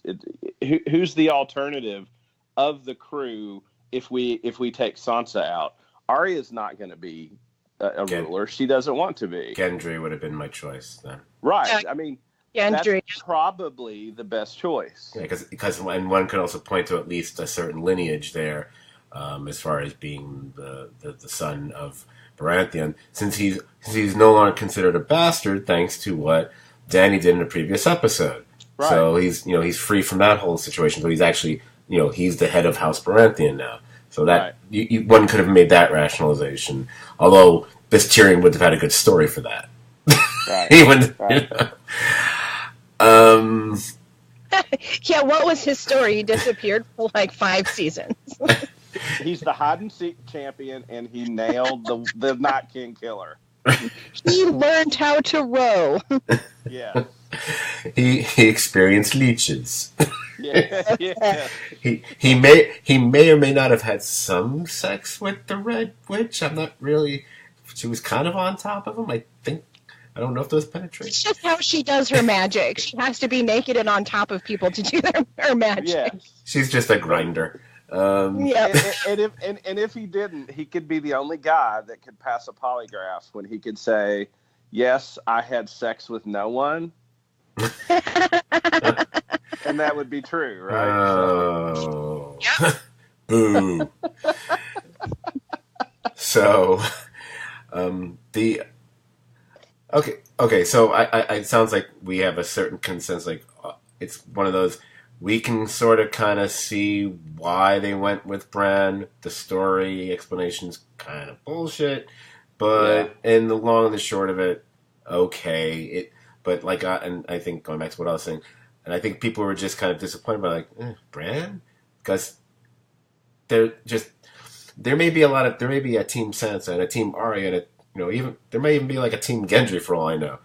There's no Team Bran. I'm sorry, there just isn't, because he's just not that. He's not a character that really you care about that much. He was more of a device for us to find out exposition about the history of like Jon and his dad and all the other stuff, more than we actually cared about Bran as a character. It was really boring. Yeah. It would have been more exciting to have Gilly become queen. Like, just blah. Right. Oh, so before I move on to that, with the one other decision that's made there, and this is kind of indicative of a few things on Game of Thrones, and I can't decide if I should be bothered by it or say, hey, they do that on all shows, and we're just aware of it more with this one because we're all so pop culture obsessed with the show right now. How characters will say one thing, maintain one thing for a while, and then they do or say the exact opposite, in crunch time. We saw that with, things that Jaime said, which seemed to contradict things he said in previous episodes. And Jon has done that even. And now we have Bran saying, when he's asked directly by Tyrion if he'll accept the nomination, if he's, or whatever the phrase is, he's like, basically like, well, why do you think I showed up here? It's like, wait, what? Yeah. But I'm gonna rationalize by saying, well, it's not like he would have said otherwise previously, because then everyone would know. He's the one who, like, if he can't see, he may not be able to see the future, but he can kind of see where things are leading and how everything is falling into place. So one can say he did anticipate this was going to happen, even if they never made it clear that he actually had a vision of such a thing, because we don't know. It's like so he's a green seer, so he can see what's happened in the past. Like, he can go through the entire past and see all of it. Mm-hmm. He can see what's happening as it's happening. Mm-hmm. But we saw what he can see of the future, just little flashes of things. So perhaps at some point he had a flash of him being there at that council. Right. Like seeing the flash of the shadow of the dragon over King's Landing, kind of a thing. Right. Yeah. I'm willing to go with that, and going to some kind of following up on something you said about the history aspect of him. A great important thing about being a leader is knowing, those who ignore history are doomed to repeat it, blah, blah, blah. And as we've seen with this show, I think the whole full circle idea is how much history has repeated itself in this show. Right down to the Mad Targaryen situation, whatever. This is someone who will change that, because he, more than any other of his predecessors for the throne, is not just keenly aware of history. It's almost like he's living history. So It's very unlikely any of those mistakes would be repeated. And I kind of want to go to that council meeting, but we kind of left out the decision with Jon. I feel we need to touch on that, 'cause it's kind of important. The decision for Jon will not be killed, because, that would be a problem. So basically, much like the beginning of the series, he's being sent off to the Night Watch again. And can I ask, did we all have the same first moment? Like, wait, there's still a Night Watch? Because that's all I was thinking. Like, what night? I thought that was pretty funny. I didn't actually think there was a Night Watch. I knew right off the bat it was all a ruse just to get him to safety. Yeah. Because there's no point to have a Night Watch now. Like, the wildlings are cool with the Northerners, and there's no more, like, walking zombie people, and there's no real point of it. But I don't know. I thought it was great. I think it was like the best thing that council came up with is, like, let's send him where he wants to go anyway. There is a purpose for the Night's Watch, though, as Tyrion said, and as George R.R. Martin has made clear. It's there's still a useful thing for, what's he say, bastards and broken men. Bastards and broken things. Yep. Yes, that there's a function that people could go there rather than to have to be killed or imprisoned. What do you think they do now? Like, what do you think they do now? Like, they're like cleaning out the ditches on King's Road. Like, you know what I mean? Like, are they doing like civil service work? I mean, what It's is like it the to do? worst. It's like the worst Boy Scout camp ever. Someone's gonna have to sweep up all those White Walker bodies. So. True that. And plus, the project is basically going. Hey guys, you know what you're gonna have to do. You know how that dragon tore up the wall? Yeah, you're gonna have to rebuild it. So that should probably take the next couple 100 years. So good luck with that. They will be the builders. Yeah, and then of course the whole thing when he does go there. I mean, he has his goodbyes with his family, which are touching to whatever extent with each one. Whatever. Yeah, when he said goodbye to Arya, that got me. It was the only goodbye that really kind of got me, because just the two of them. I mean, right from the first season, like they're the real sibling bond. Yeah, I agree. So that part got me, because it's like, no, they're really recognizing now that before they didn't think that they might not ever see each other again. They just knew they were going away from each other for a while. Right. But now they both recognize that they probably won't see each other again. It got me too, and it made me sad when he said, "You can come see me now," and she said, "No, I won't be going back." And yeah. The thought that was like a final goodbye in Right. a sense for them made me sad, because the two of them always were sort of closer than the rest. Right. And I like the scene that ties them together. I thought that was beautifully edited, where you see, her walking towards on her ship, and then you see Sansa going to her, I guess, coronation or whatever, and then right. John at the wall. I thought that was a beautiful scene to follow that up. Yeah, I dug that too. But I do love that of the characters as far as their final resolution. I do like Arya's the entire. She's going, where all the maps stop. What's west of Westeros. Mm-hmm. I love. I mean, I agree with a number of people. I know it's not going to happen, but oh yeah, you know what? I don't need a Game of Thrones prequel. No thanks, guys. But if you want to just give me this little honed down version where we just follow Arya and her adventures, I'm cool with that. Mm-hmm. Like Arya's Gulliver travel, that would be pretty fun. That's my spinoff. Better Call Arya, whatever. So you have that. Actually, before we get to the council, I forgot there is one thing that happens between that. We have Brienne, quote unquote, finishing Jaime's story in love the books. That. I like that too, since we had already seen the significance of those books before. And I also let's face it, I do love the memes that we've seen about it as well.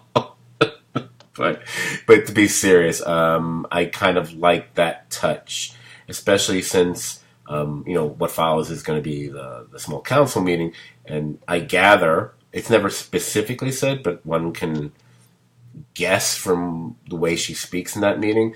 I'm guessing, is she the new Kingsguard? Is that her position? Yes.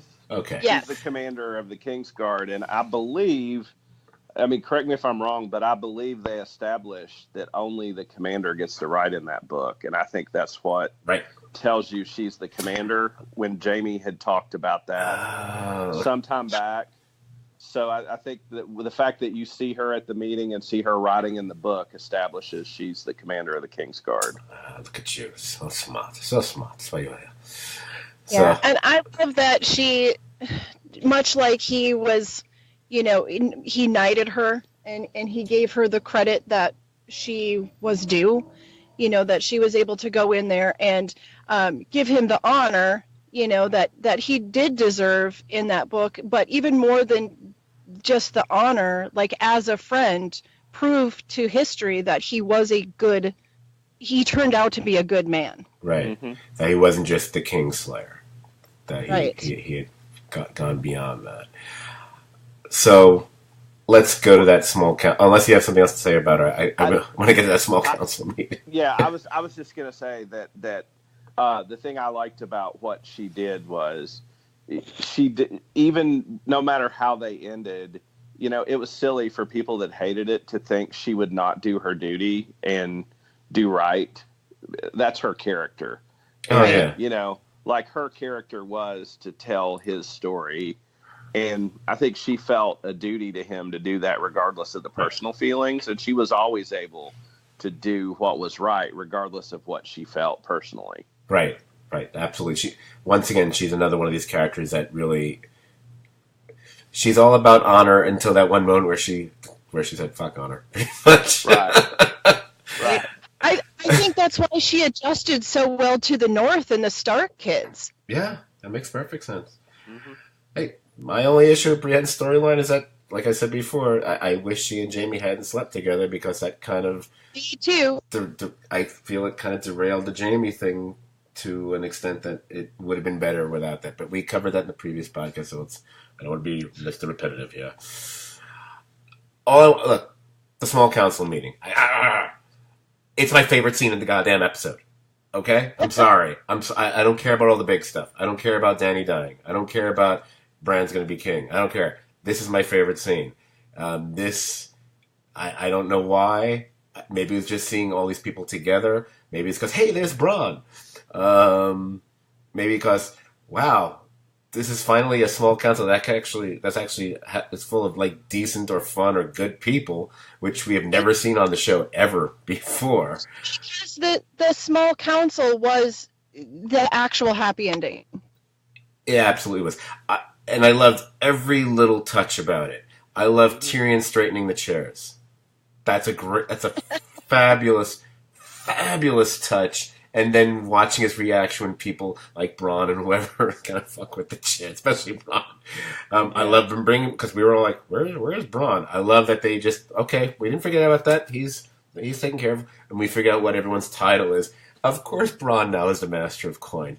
That's hysterical. That just works perfectly. I love that Podrick is the one wheeling around Bran. They just made sure everyone was taken care of. They have their fun little interactions. Of course, Bran is bringing up the brothels and this and that. And we get the reprise of the joke. The infamous joke that Tyrion still has never finished telling. Which I love that the day or two before the episode aired, I think it was Nerdist.com had a little article saying, never mind who's going to end up being on the throne, whatever. We hope that they bring back the joke. And then when he starts, he was like, oh my God, they're actually bringing back the joke. And then they cut away. Of course they're going to cut away. They're never going to give us the damn joke. Mm-hmm. So, did you see it online? It's online. The whole joke is. Well, the joke is online, but I don't know if it's verified. Didn't someone just do that? I don't think the Benioff Well, was. they did. They're excellent joke writers. Okay.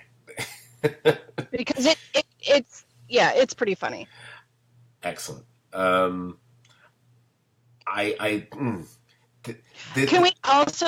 we bring up that Davos corrected grammar? This is the same guy who couldn't read. Yes. Yes. Who I think wasn't it Stannis that always corrected his grammar? That was oh my God, I was cool. I'm glad you said it. I love that for me that was like, oh, look at that. Even a pretty much, no offense to a friend of the podcast, Pat, who for some reason remains a big Stannis fan. I've never was one, but I like that a little bit of just the one thing I actually did like about Stannis rubbed off on Davos this time later, because I think at least 2 times I can recall Stannis corrected someone's grammar, and being a professional grammar Nazi myself, I was always like, oh, I like that about him. So, that was, I don't want to use the word brilliant, but that was pretty damn good. It made me chuckle. It was so good. And following this, and I think the other stuff is Jon returning to Winterfell. That's when we get the intercutting between the 3 Starks, because, I'm sorry, Jon's always going to be a Stark. Fuck the whole Targaryen thing, I don't care. Okay, I just gotta say this is what I did. So John's arriving when John is arriving at Castle Black or whatever it's called. I stood up and I stayed on my feet for the rest of this. And I was saying very loudly, louder than I should because of how late it was. I was like, all I know is that motherfucking dog better be there. Yeah, and absolutely. He better pet it. He better hug it. Because if he doesn't, fuck this show. And if he does, I'm okay with everything. And I'm not even a dog person. I'll be okay with it. So then when we finally got there, because I don't care about all the other stuff. Oh, he went off he's going to hang out with the wildlings. He's going to be, whatever. That's great. I don't care. The dog thing, the ghost thing, that made it all better for me. And it made me go, oh, those sly motherfuckers. They knew people were going to get pissed off, in a previous episode that he didn't even pet his dog. So they make up for it here. That made me so happy. And okay, I admit I was also drinking wine during the episode because we were like, let's drink wine for anything that we like, we hate, or someone's dead. So we basically drank like 3/4 of a bottle of wine, whatever, within 45 minutes. So that was my favorite thing. I'll shut up. Take it away for the rest of the episode. What'd you think, and so on. Yeah, I'm gonna jump in if that's all right. Yeah. Okay, I loved, of course, that Ghost finally got his pats. But the scene that the last part we saw of John when he's walking out from with the wildlings, I loved that part because it was the very first of the show where except for instead of having dead wildling children parts, these are little free wildling children, and they're running and they're safe, and he did his job. He was a hero, and he's going to go live with his people, the place where he was the happiest. We were just talking about how Egret brought that laughter out of him. Well, Tormund does the same thing. And he's going to go live with his people. He's been so bland and downtrodden everywhere else he is. So for me, that was the perfect ending for John. I loved it. Oh, I totally agree. I loved it. And the thing, this show has polarized so many people. The people that hated that he didn't see Ghost, when they got Ghost in episode 6, are like, well, that's too late. That's bullshit that we got Ghost now. And I'm like, no. They knew that was a total misdirect when they said we didn't have the CGI budget. We didn't want to spend it for him to say goodbye to Ghost. They knew he was going to reunite with Ghost. This was done 18 months ago. And that was a nice touch. Seeing Tormund standing there smiling, on the wall, and knowing he was going back, and, Tormund saying, you have the North in you, the true North.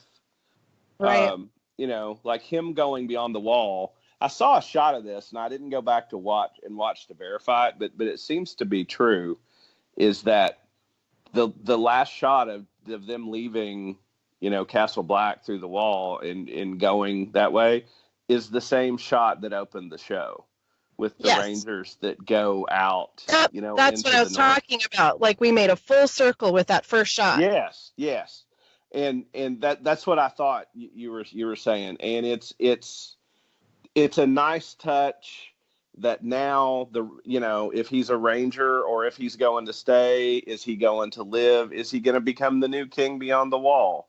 All these possibilities exist, but the thing that's really nice about it is that now John's free to be John, and all the duty, all that stuff is done, and now he can just go be John. Yep, which is what he kind of got with the wildlings before he had to come back to the wall and serve his purpose and all that crap. Mm-hmm. So, question, and I think you guys I believe Jamie might have hit upon it earlier. So, do you think the entire plan from the get-go was he was going to the Night Watch, but actually going to be going off with the wildlings? Or do you think this was a decision made by them once he got there, that they respected what he had done to pretty much save the world technically, and everything he'd done before that, and he was going to go. Because I think we all are agreeing that he's going off to live with them. He's not just guiding them back. I think they basically just made that agreement so that the few people out there that had beef with him being part of, okay, because really the majority of people who would have wanted to see him die, they left and they're doing their own thing. They're getting on ships and they're sailing away. I think it was just something like an agreement that was made in order to get him out of Dodge. And then he could do whatever the hell he wanted once he got there. Well, and if he's running around the North, it's an independent country anyway. His family's not going to drop a dime on him. So, no. If you think about it, to go back, that brings an interesting point up. When the people that said, why didn't John get the throne, or why couldn't he have the throne? I think at the point they cut the deal, the Unsullied and Dothraki could have destroyed what was left if there wasn't an accommodation made for John. Right. And I think to save what was left, and that's really what John wanted. And to see him go north, I thought that for him, regardless of what you think of anything else of the show, that was a perfect ending for him. Yep, I really think so. Oh yeah, I couldn't have thought of a better ending for him, because I certainly didn't want him on the throne, and this makes far more sense for that character. There was and actually my only problem with the ending, and specifically as John was going off into the wild with the wildlings, whatever, and talk about nitpicking. There's gonna be there's just personal taste.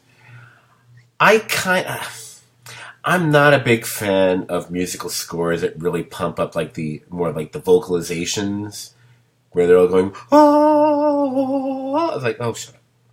I just please just use instruments, unless you're freaking Beethoven. I don't hear voices. Just that, for some reason, that to me, while I tend to disagree with people when they start referring to something as being cheesy or corny here, there, and everywhere, that always makes me cringe a little bit. I kind of hate that. I would have rather just I would have rather just a nice plinky piano, quite frankly.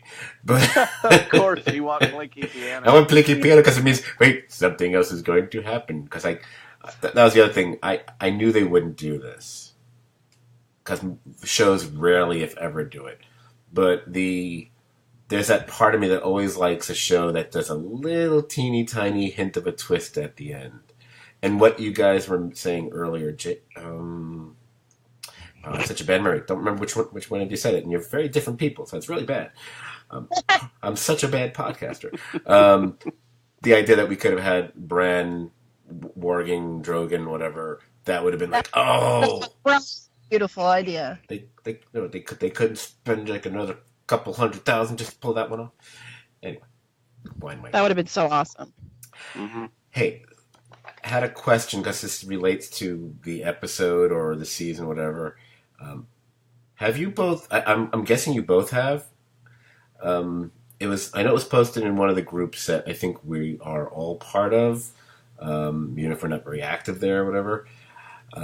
Where there's all these pictures, and I guess the running gag is the writers or the writers / creators, how we kind of forgot about, and they have it's like 20 of them, and some of them are actually kind of spot on funny. I don't necessarily agree with all of them, but some of them are actually yeah, that's kind of a good point there. Do you know what I'm talking about? Yeah, I've seen that.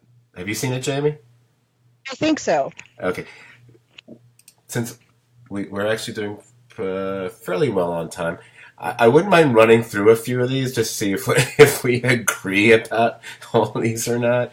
So I'm just going to read it up, and I'll, again, some of these, kind of a stretch. Some of them, yeah, I'm going to go along with that one.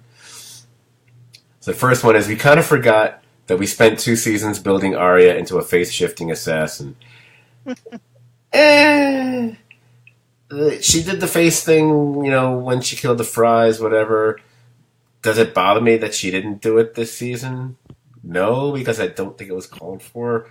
This seems to be more just going with the whole we wanted to see, Arya as Jaime kill Cersei kind of thing. Other than that, I don't think it was really that big a deal. Agreed. Yeah, I don't either. Yeah.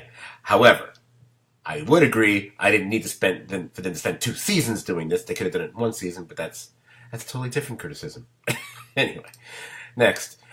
Not sure about this one. We kind of forgot that the Unsullied were leaving anyway, so Jon didn't have to go to take the non-existent Night's Watch. I don't buy that. I don't buy it either. Because the term of them leaving is left vague, and like much of this season, it's vague. Yeah. That's not spelled out. They do want to go to Noth, and that's clearly based on Grey Worm and Missandei's conversation before the long night. But that's not. I mean, if they just didn't give a shit and wanted to leave, they could have left months ago. Right. I think the whole thing was them leaving was based on, okay, now that we know that you're taking care of him, now we're going to leave, right? Exactly. Right. Yep. I don't know if it's on one of these cards, but I'm just curious. So we know the Unsullied were leaving to go to the Noth or whatever. Well, what about all those? Now, since we established apparently the whole lot of Dothraki were still alive, where did Dothraki going? They're not hanging out with the Unsullied. That doesn't make any sense to me because they're very different people. Where do they go? They go back into the ground from which they apparently sprout. I don't know if it's going to be one of the things coming. If it occurs to me, like, what are they going to do? I don't know. Okay, we'll go to the next one. I heard someone say they thought they saw Dothraki on the ships with the Unsullied, but I haven't verified that and seen it. I don't see super disciplined, like stoic warriors existing with Dothraki very well. No, they're like the Felix and Oscar of tribes or something. Exactly. Okay. There may be a bit to this. It's a little wordy.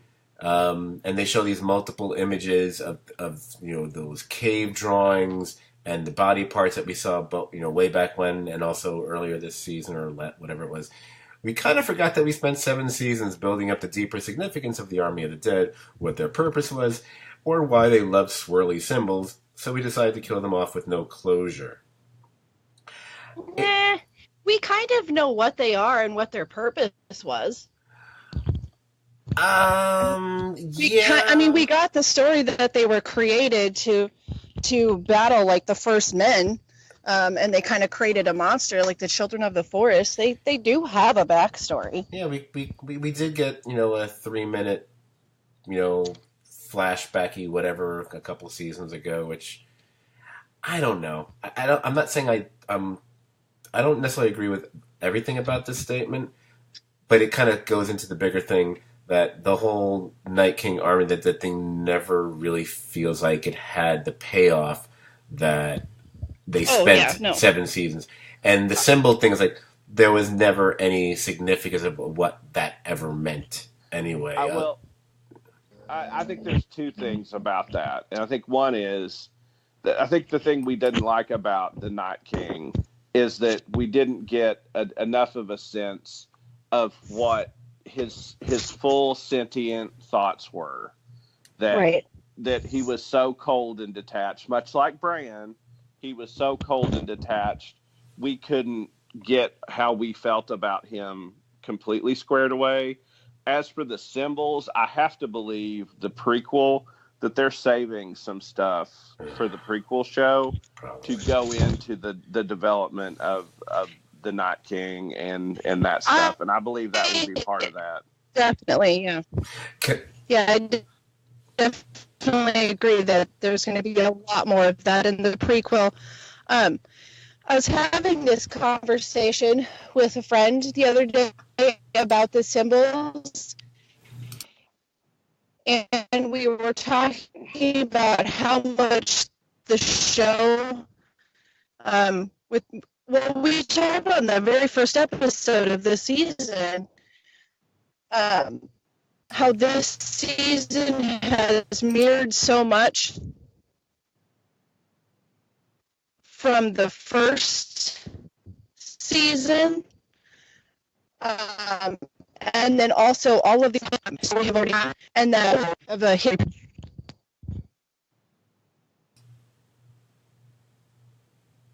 You there, Scott?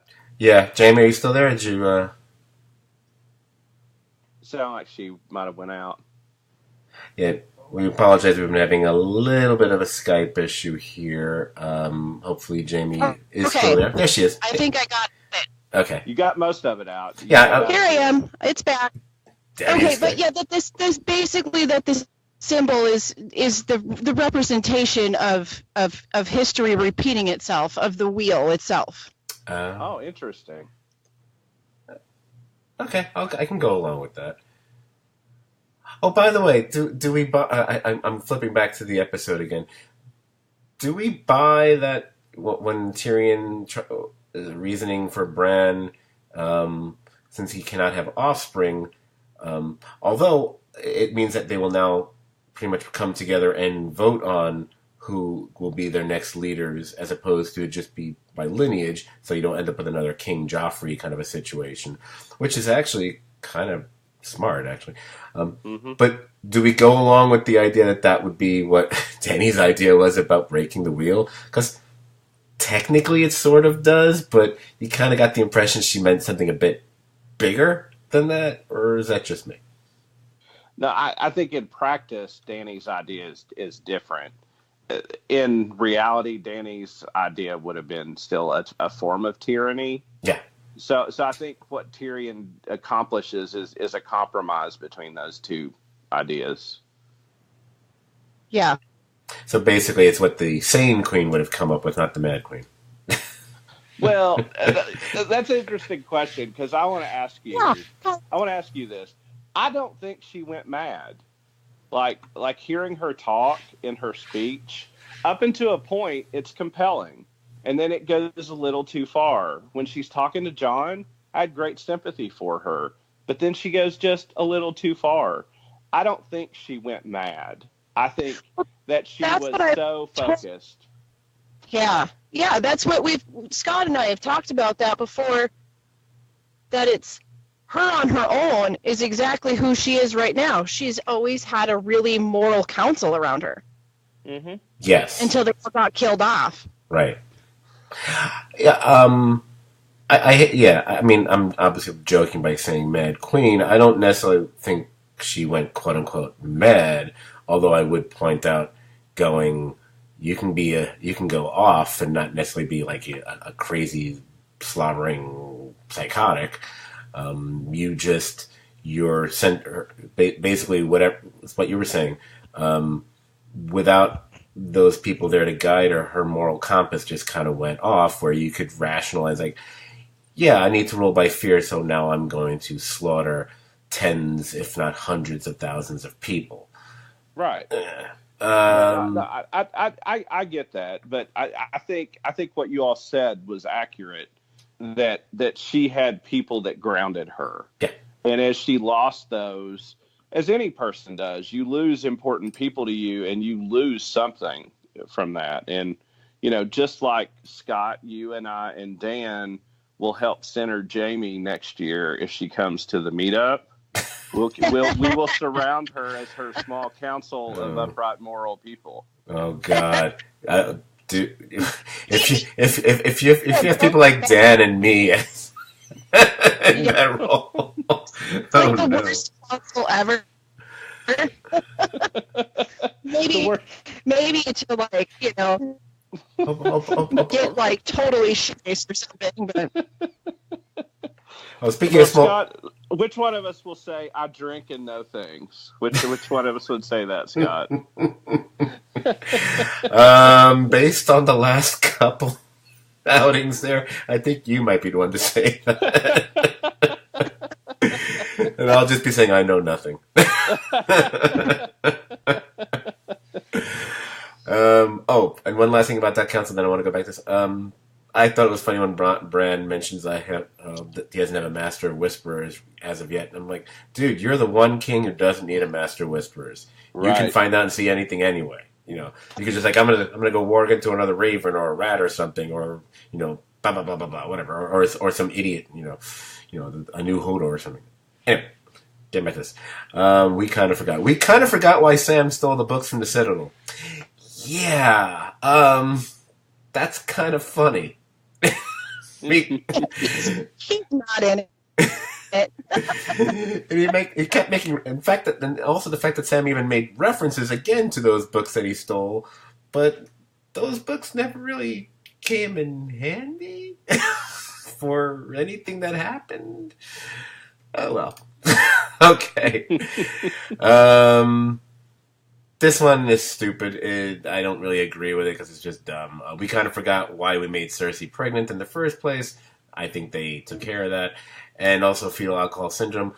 This is whatever time, they wouldn't know about such things. That's stupid. How my mother was probably drinking when I was in utero. So that's one of the lame ones. And people smoked until 20 years ago when they were pregnant. Oh, I love that. This is so snarky. The still is of Arya and the horse at the end of the bells. We kind of forgot why we put so much emphasis on this horse for some reason. That's funny. They're being a little. Yeah. Did you see the little video that it's got her playing the ocarina? She's playing the horse song from Zelda, and then the horse runs up.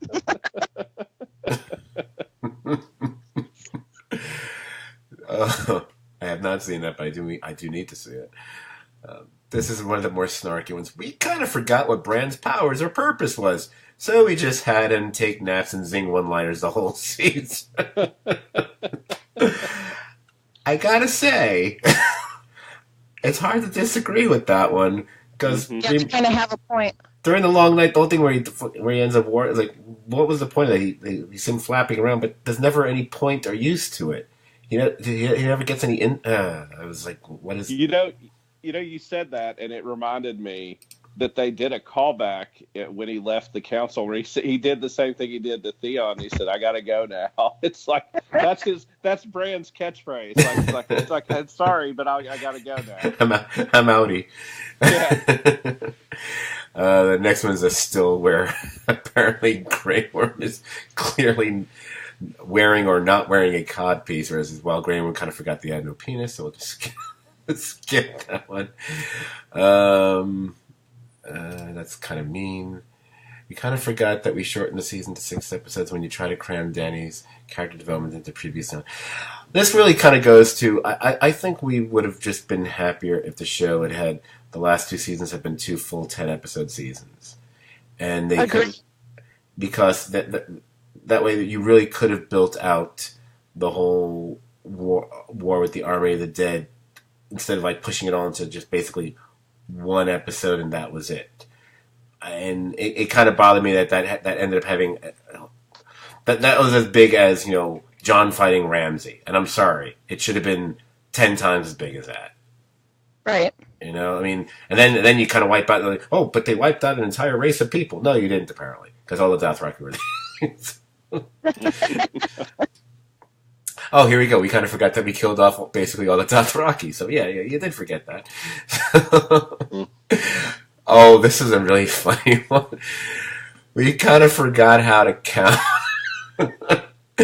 They talk about how many others know, and then when they actually listen, there's actually 9 people who know, and someone says, including us, 8. It's like, oh, they kind of messed that one up.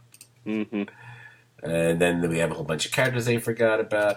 I thought there were better ones. I could have thought there were better ones. Oh, yeah. This is one that was bothering me. Okay, so do we think that Jon's overall purpose was to eventually kill Daenerys? Is that what Jon's purpose was? I think so. Okay. Because the question is, why was he brought back from the dead, and what did he do to really justify that, and why didn't he fall down dead himself shortly thereafter? But I don't know how the Lord of Light works. Brian, you're going to say something? I do. I think as a character device, maybe, but I think Jon's overall purpose was to show that you can do the right thing and persevere and still do your duty in the Stannis way, but with compassion, and that serves the ultimate good. I mean, Jon was loyal, but he bent things when the right thing needed to be done, like letting the wildlings through the wall that cost him his life the first time. You know, he was the person that took duty to its logical conclusion, but then did the right thing when duty wasn't enough. And I think that was the lesson of Jon. And even with Daenerys, I mean, he was loyal to her, I believe, until she said what I said earlier. And then he did what he thought was the right thing to do. And that was, in the end, what duty was to him, was to do the right thing. And I think that was his character arc through the whole show. And I think that's what he was important, because so many people in this show, and I think why this show has been compelling, is how many times has love or duty cost someone their life in this show? Right. Yeah. And a lot of people either were killed or in the end didn't follow all the way through because of those possible repercussions. And Jon always went that extra step. Yeah, and he did what is the, I don't remember what it's called, but the all men must serve, all men must die. Mm-hmm. You know, like he did all of that and never sought the power. Right. Okay. That was a much better answer than I would have anticipated that, so I'm glad I asked it. I just zipped through the rest of these. Most of them are kind of they get kind of lamer as they go along. But there is one last one, and it's just a little thing. But I love that they have a quote from the Blackwater episode, actually, which is probably I would say is one of the best Game of Thrones episodes of all time. Absolutely. And it's on board the ship. Davos is speaking to, I think it's his son, actually, if I recall. And he says, "I've never known bells to mean surrender." And the thing is, well, we kind of forgot this scene ever happened. And I went, "Oh, that's pretty funny." That's good. And you know what else? That's funny you say it. That just jogged my memory. In the final episode, when Sam basically tells Tyrion he's not in the book, after Tyrion successfully defends King's Landing, Varys says, like, nowhere in history will it be written of what you did here, but you saved the city and you saved its people. Right. And so, I mean, you know, that's the thing. I mean, is the writing great? But can you see there are actual strands from the show that they did at least, you know, pay attention to and connect? They did on several things. Right. I've had this conversation a number of times over the last week, and I don't recall if I said it on the podcast or not. And I think we're probably all going to be on sync on this. Maybe it's because it's not really that brilliant an observation whatsoever, you know, which is pretty much my thing. When you're trying to bring a big, massive show in for a landing, with their final season then finale, especially the show which has like a rather big ensemble, a big storyline, multiple storylines, multiple story threads, whatever. Whether it's fantasy or gritty reality, whatever it is, it's very difficult to pull it off successfully without pissing off some people. You're always going to you are almost always going to disappoint someone. Some shows manage to pull it off, rather, you know. But the fact that there's so few shows that do pull that off tells you something. You know, one can say The Wire pulled it off. One can say Breaking Bad pulled it off. If people who are familiar with The Shield, one can say The Shield pulled it off.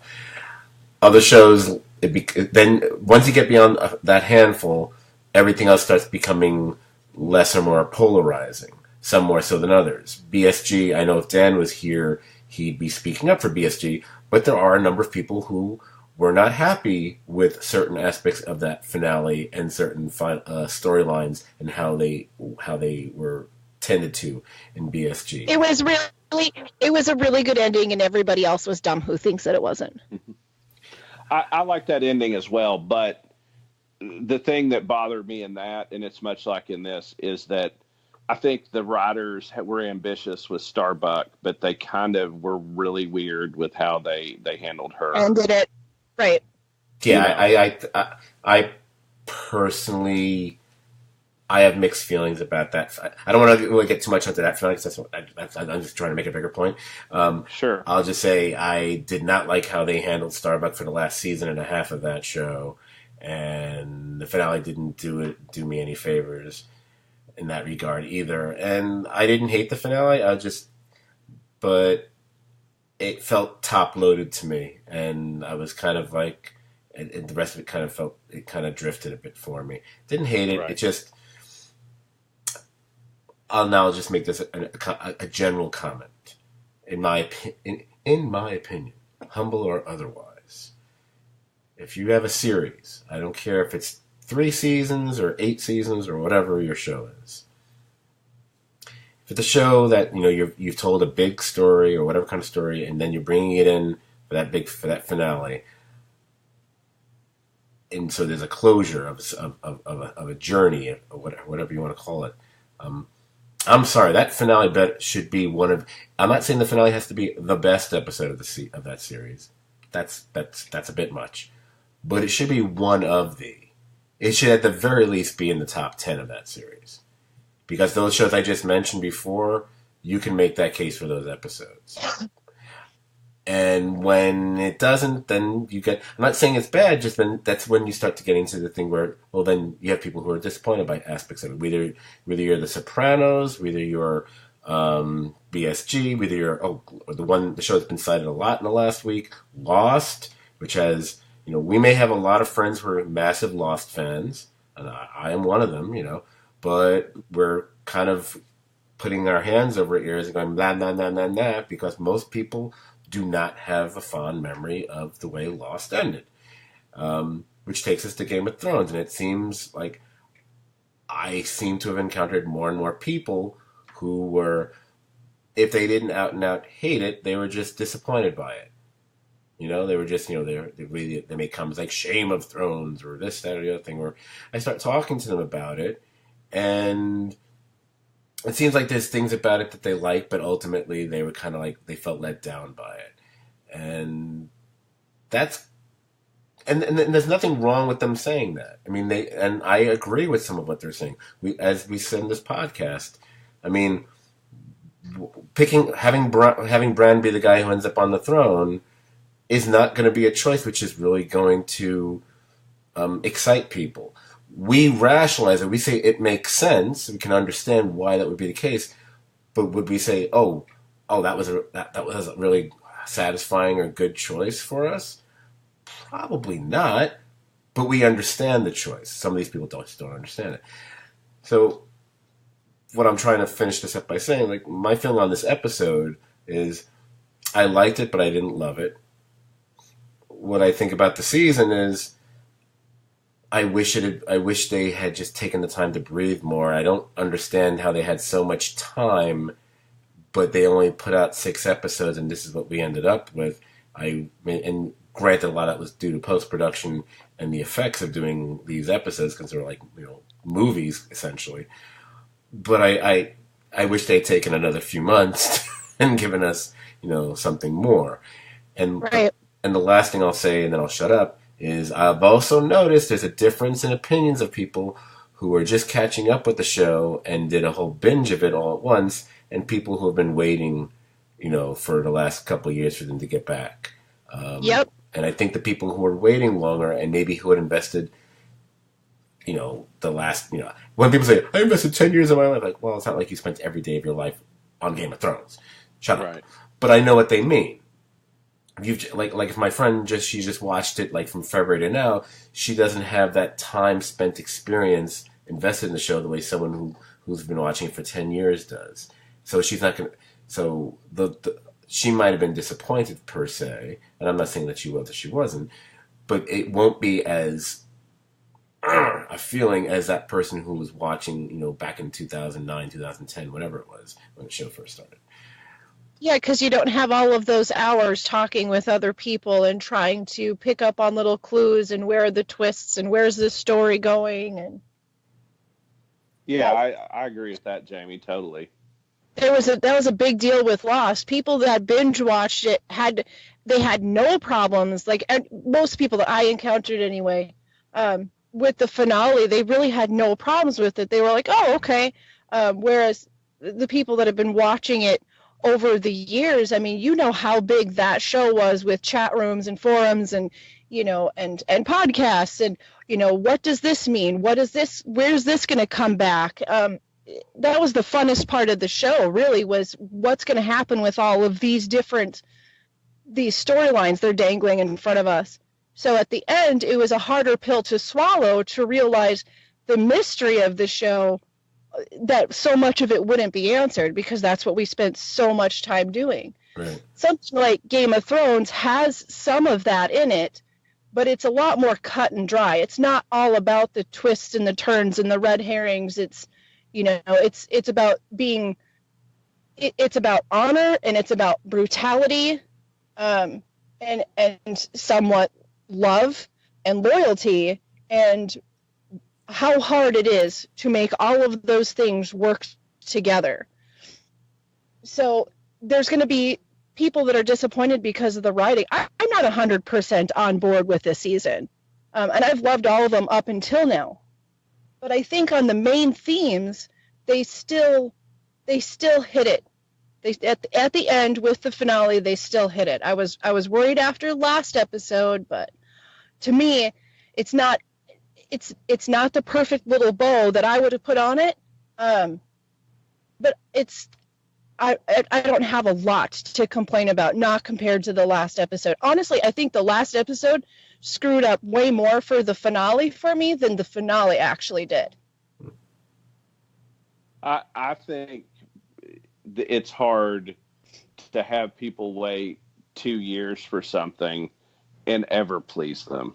And, like what we built this show up to be, it was never going to be able to equal. No. Now, that being said, there are valid criticisms of the series, but I felt like for what they gave us, it was good, and it stayed true to the story. It just didn't give us enough of the story. And I think, what I loved, my favorite episode of this season is episode 2, that so many people, I guess, hate and think I'm a total moron for loving. But, episode 2 was what is great about Game of Thrones. And if you think back to the early seasons, most of Rob's battles, you never saw them. You saw before, you saw after. Right. And it was the talking. And the small council scene in this was an echo of what was great about Game of Thrones. It was the machinations in a small room with people plotting and planning and seeing things. And I think if we'd had, a couple of more episodes of that, it would have fleshed this out to satisfy people more. But I think so many people jumped on the bandwagon for a spectacle that it just couldn't live up to that. And I think Game of Thrones is unfortunately, at the time this episode and this story ended, is it a change that people don't watch TV and wait a week for an episode anymore. People get on demand and get this. And, quite honestly, it fell and started around a time where you had Avengers Endgame, which was a spectacle that was done beautifully. So I think people had all of these things in their heads to compare Game of Thrones to, and instead of it resting on its own, it was sort of put in an untenable position. That they didn't pull everything off. They didn't do it perfect. But as someone who's been there from the beginning, I felt the finale was really good to meet the goal of what the show was. And I think it's sad, and I've said this to Scott before, the days of waiting a week and talking and enjoying a communal experience around a show are numbered. And, Right. This may be the last huge show that goes through this sort of phenomenon. And the loss of that, I think, is something that we should wonder if that's a good thing. Oh, I agree. I agree. That's how these characters become real to us. It's not just when we're watching, it's when we're thinking about the between episodes, when we're thinking about the show, when we're putting ourselves in that, where that's where they become real people, because you miss them. By the time next Sunday rolls around, you're really excited because you're going to go watch Game of Thrones. You're going to see these people. It's like you're going to get, you miss these people. But when you binge, it's like you've got everything right there. They come over, they hang out for like 12 hours, and then they leave your life forever. Right. I think that's a great point. And I think that's a really great point. I think if you binge, it's like, your friend you come home for the summer and hang out with when you're in college. When you watch a show like Game of Thrones, it's like, on Sunday, I'm hanging out with my friend Tyrion that I've talked about all week and talked about with all my friends. And they're embedded and become a part of your life. And I think part of the frustration is just the sadness that these characters are leaving our life, and we're going through grief and anger. Right. And we want it to end perfectly so that we can accept that we're really sad about losing friends that aren't real people. Right. Yeah, absolutely. It's interesting how much the era of binge watching has really changed the way people watch television now. And so that's a really great point about this being one of the last shows maybe like that. I mean, cause then you have to look at, it has to be whatever the next major thing is from either HBO or maybe FX or AMC, might put something on that level, but will we see something? We don't know. I mean, I don't think there's enough love for Westworld for that to be that show, as much as I am intrigued by the new season because of Aaron Paul, etc. Right. Better, we love Better Call Saul, but because it's still, as much as we love it, it's still essentially a prequel to Breaking Bad. So it may be, I think it'll be more about, it's going to probably have a very clever ending, but we still know where it's going to lead, unless they do some wacky thing and all of a sudden they just jump ahead in time and let's go. But that's what that movie they're making is supposed to be about, so it probably won't be that show.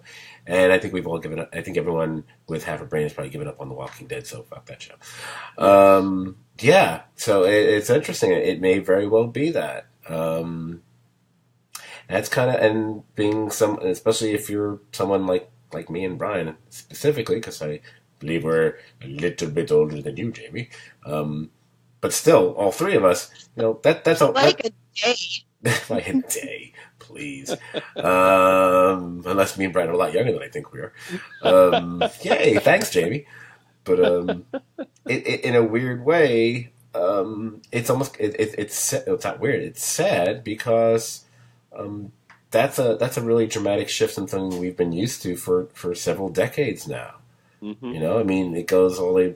I was talking to someone in of course a bar recently, and I was explaining to them the phenomenon of what used to be called water cooler shows, and it's hard you really have that now because first of all, everyone talks online about stuff. They don't wait till they're at work, quote unquote, work the next day or whatever. They may very well talk there, but they're talking about the show 30 seconds after it airs on Facebook and Twitter and whatever else, and interacting with all sorts of dregs of humanity at the same time when they do that.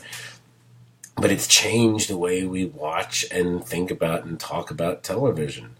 And it's just a weird phenomenon because one would also say in the last 15 years, there's been a massive improvement in television, peak TV. There's been so many great shows, and all these streaming services, whether it be Netflix or Amazon or Hulu or whomever, all have some really great shows under their umbrella.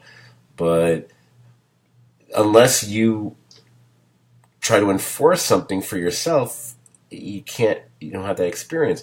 I mean, with my best friend, we haven't done it in the last couple of weeks. We've been busy with other things, but we've made a point of watching a show that's like on Amazon or Hulu and just watching one episode every Sunday together for dinner. So we've done that with the first couple of seasons of Sneaky Pete. We've did it with these two seasons of The Handmaid's Tale. and I think there's another show we did it with. Man in the High Castle. At least the first 2 seasons. Then they gave up on it. Then I watched the 3rd season on my own and had some. Hey, it got good again. Oh well, too late. And I kind of liked it in a weird way.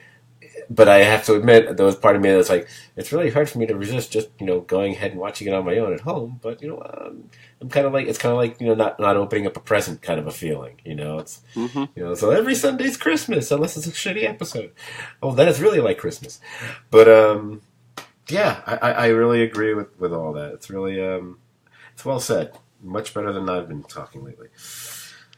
So, it sounds like we're, to whatever varying degree, we're sort of kind of on the same page with the show as it ends. I mean, maybe Brian, you might be a bit more positive, forgiving than say me and Jamie are, but I don't think none of us are like really negative about it. We have our issues, but by and large, we're kind of giving it like, no, we still liked it enough, kind of a feeling. That's my impression here. Yeah, that's fair. I give it a B, but B minus. I'd give the entire series. I would give an A. Yes, for sure. And the final season, I would give a C plus, B plus, which is still pretty damn good TV, really. Mm-hmm. You actually have me wondering. I'm going to do, while you're talking really quickly, I'm just going to quickly write down what my grades would be for the entire series, season by season, and what this would come out to. Oh, I hated that season. I mean, while Scott's doing that, I'll just say this: I give the series an A. I will rewatch it. I will watch it again and again, and pour through it because it has so many characters, so much good dialogue, and the thing is, if you hated this show, you still waited every Sunday to watch it. Like, this wasn't a show people gave up on. Right. And it had something in every episode that was good. Varys's death was compressed, and I didn't like that because Varys was a great character. Yes. But the scene of the dragon coming out over Dany's head, you can't look at that and go, my God, that is amazing.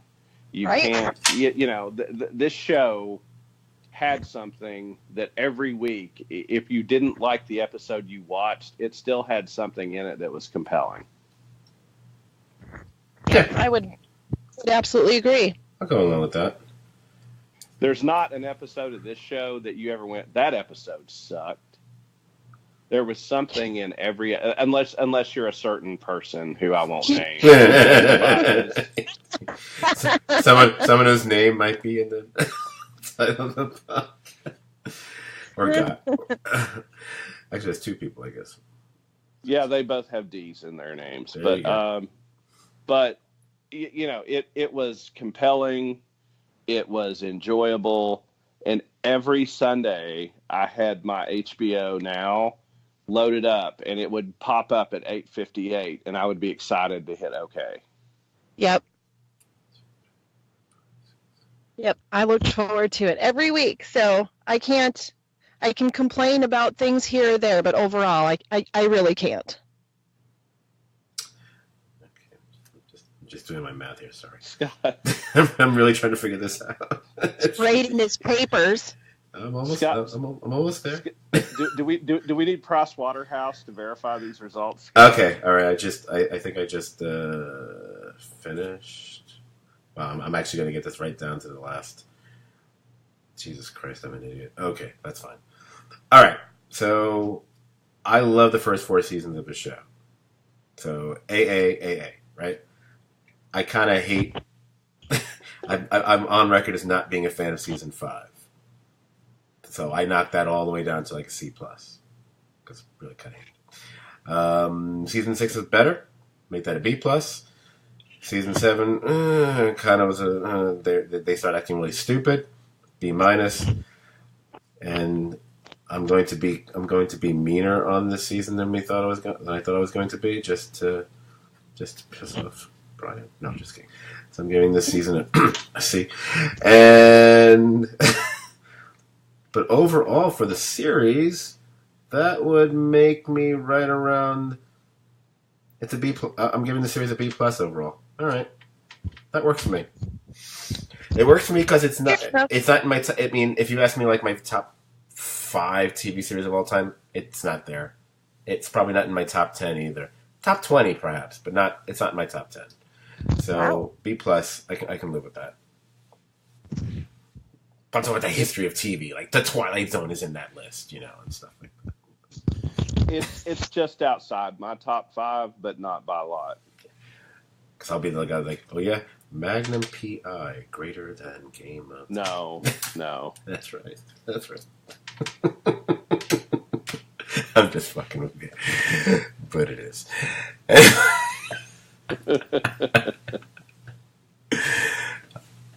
Actually, they both had kind of stupid. Oh no, they brought him back from the dead. Just like Jon Snow, they brought Magnum back from the dead too.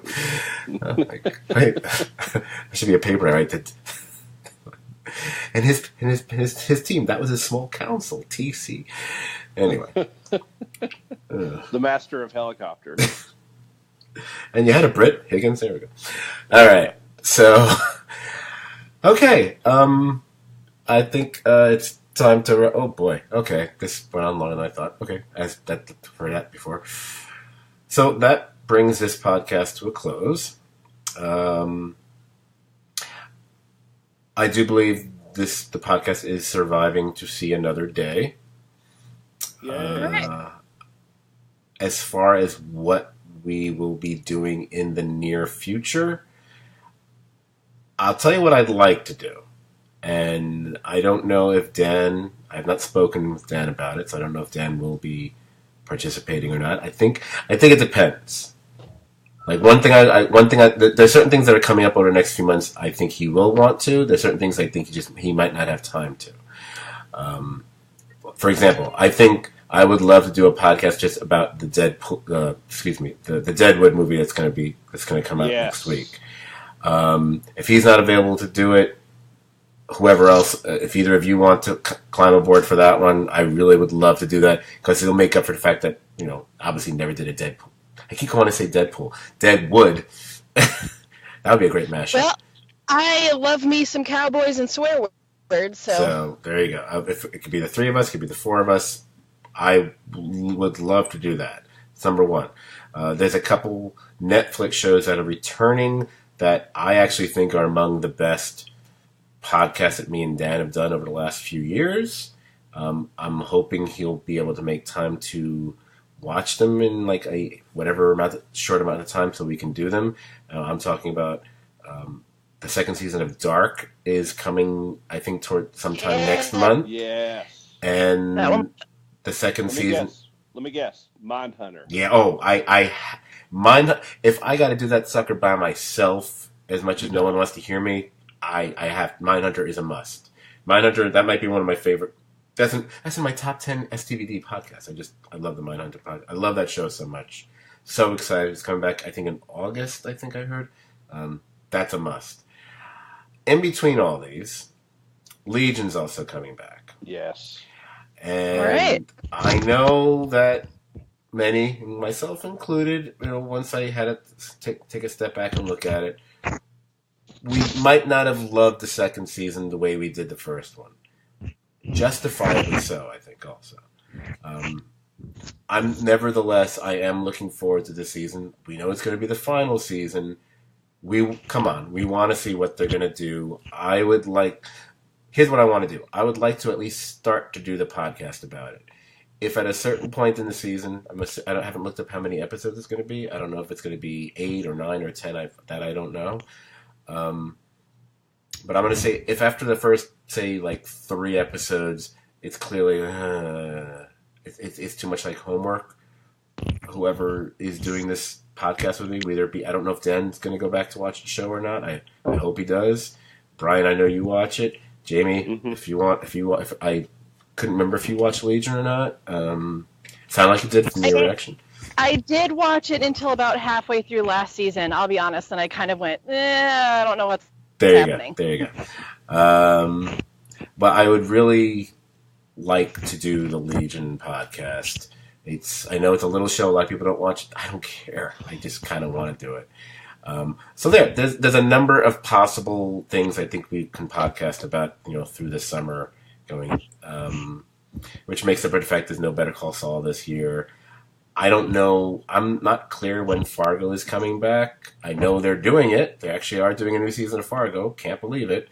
Nice. But I have no idea when. I mean, that might be 2020 also. I feel like it is because I haven't heard anything otherwise, unless it's going to release it like late this year. I don't know.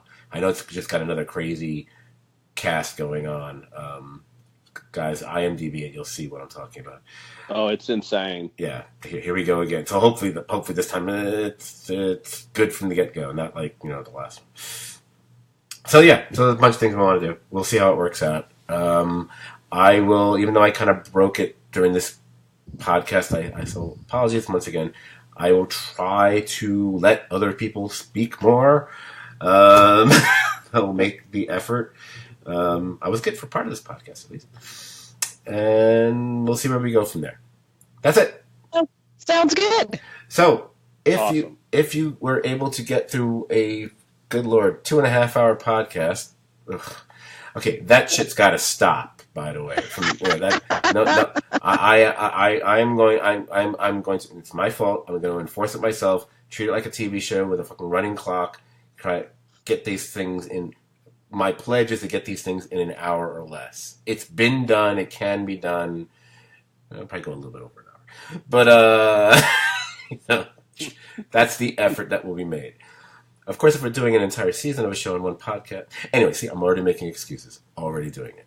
But the Mindhunter one will be an hour and a half. Anyway, so if you enjoyed this Megathon podcast, you will enjoy hanging out on our podcast page as well on Facebook. It's a Serious TV Drama podcast.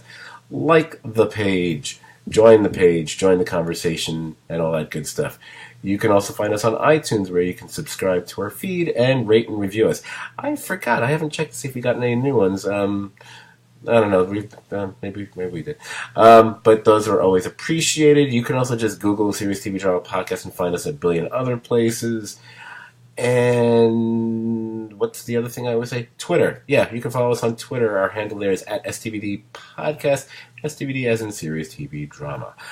So, Jamie, Brian, thank you so much for making this Game of Thrones podcast possible. Because we hadn't really done one before. We had done just the occasional, odd episodes over the years. So we never actually did a full season. Although one can say we didn't really get a full season of Game of Thrones. But I appreciate the fact that you guys were able to take the time to do this. And actually, it was your insights that actually made the podcast listenable. So thank you to you both. Well, thank you for doing this with me and, working around my lovely spring storm schedule and crappy Skype reception. Well, it was my pleasure to podcast with both of you. Jamie and I have talked on podcasts a time or two, but I really always enjoy the conversation. It makes me think of things I didn't think of, and just preparing for it and watching the episodes again and giving it thought, I think has brought more meaning to the show. And I've appreciated both of you and the efforts that you put into it this season. So thank you. Aw, thanks, Bri. I'm gonna get all weepy now. Okay. Anyway. There's no crying in podcasting, Scott. I was just petting my mauled dog over here. Leave me alone. All right. And with that, you know what? I remember I had a funny way to end the podcast I had in mind earlier this week. But Jamie and her goddamn tornadoes just drove it right out of my mind, so I can't remember what it was. Now I don't want to do it anymore. One of my favorite things I saw on the internet over the last couple of days was, this is how they should have ended Game of Thrones, and they did the little thing with showing all the clips of the people and doing a little postscript of how each character ended up. And the song they played over it was "Everybody Wants to Rule the World" by Tears for Fears, which is, a dead-on perfect song for that. And I just love that. But so I think I was going to do some riff on Everybody Wants to Rule the World, but it would make no sense. So screw that. Again, thank you guys. Thanks everyone for listening, and have a good night. Whatever. I don't feel like doing that now. Bye bye. Bye bye.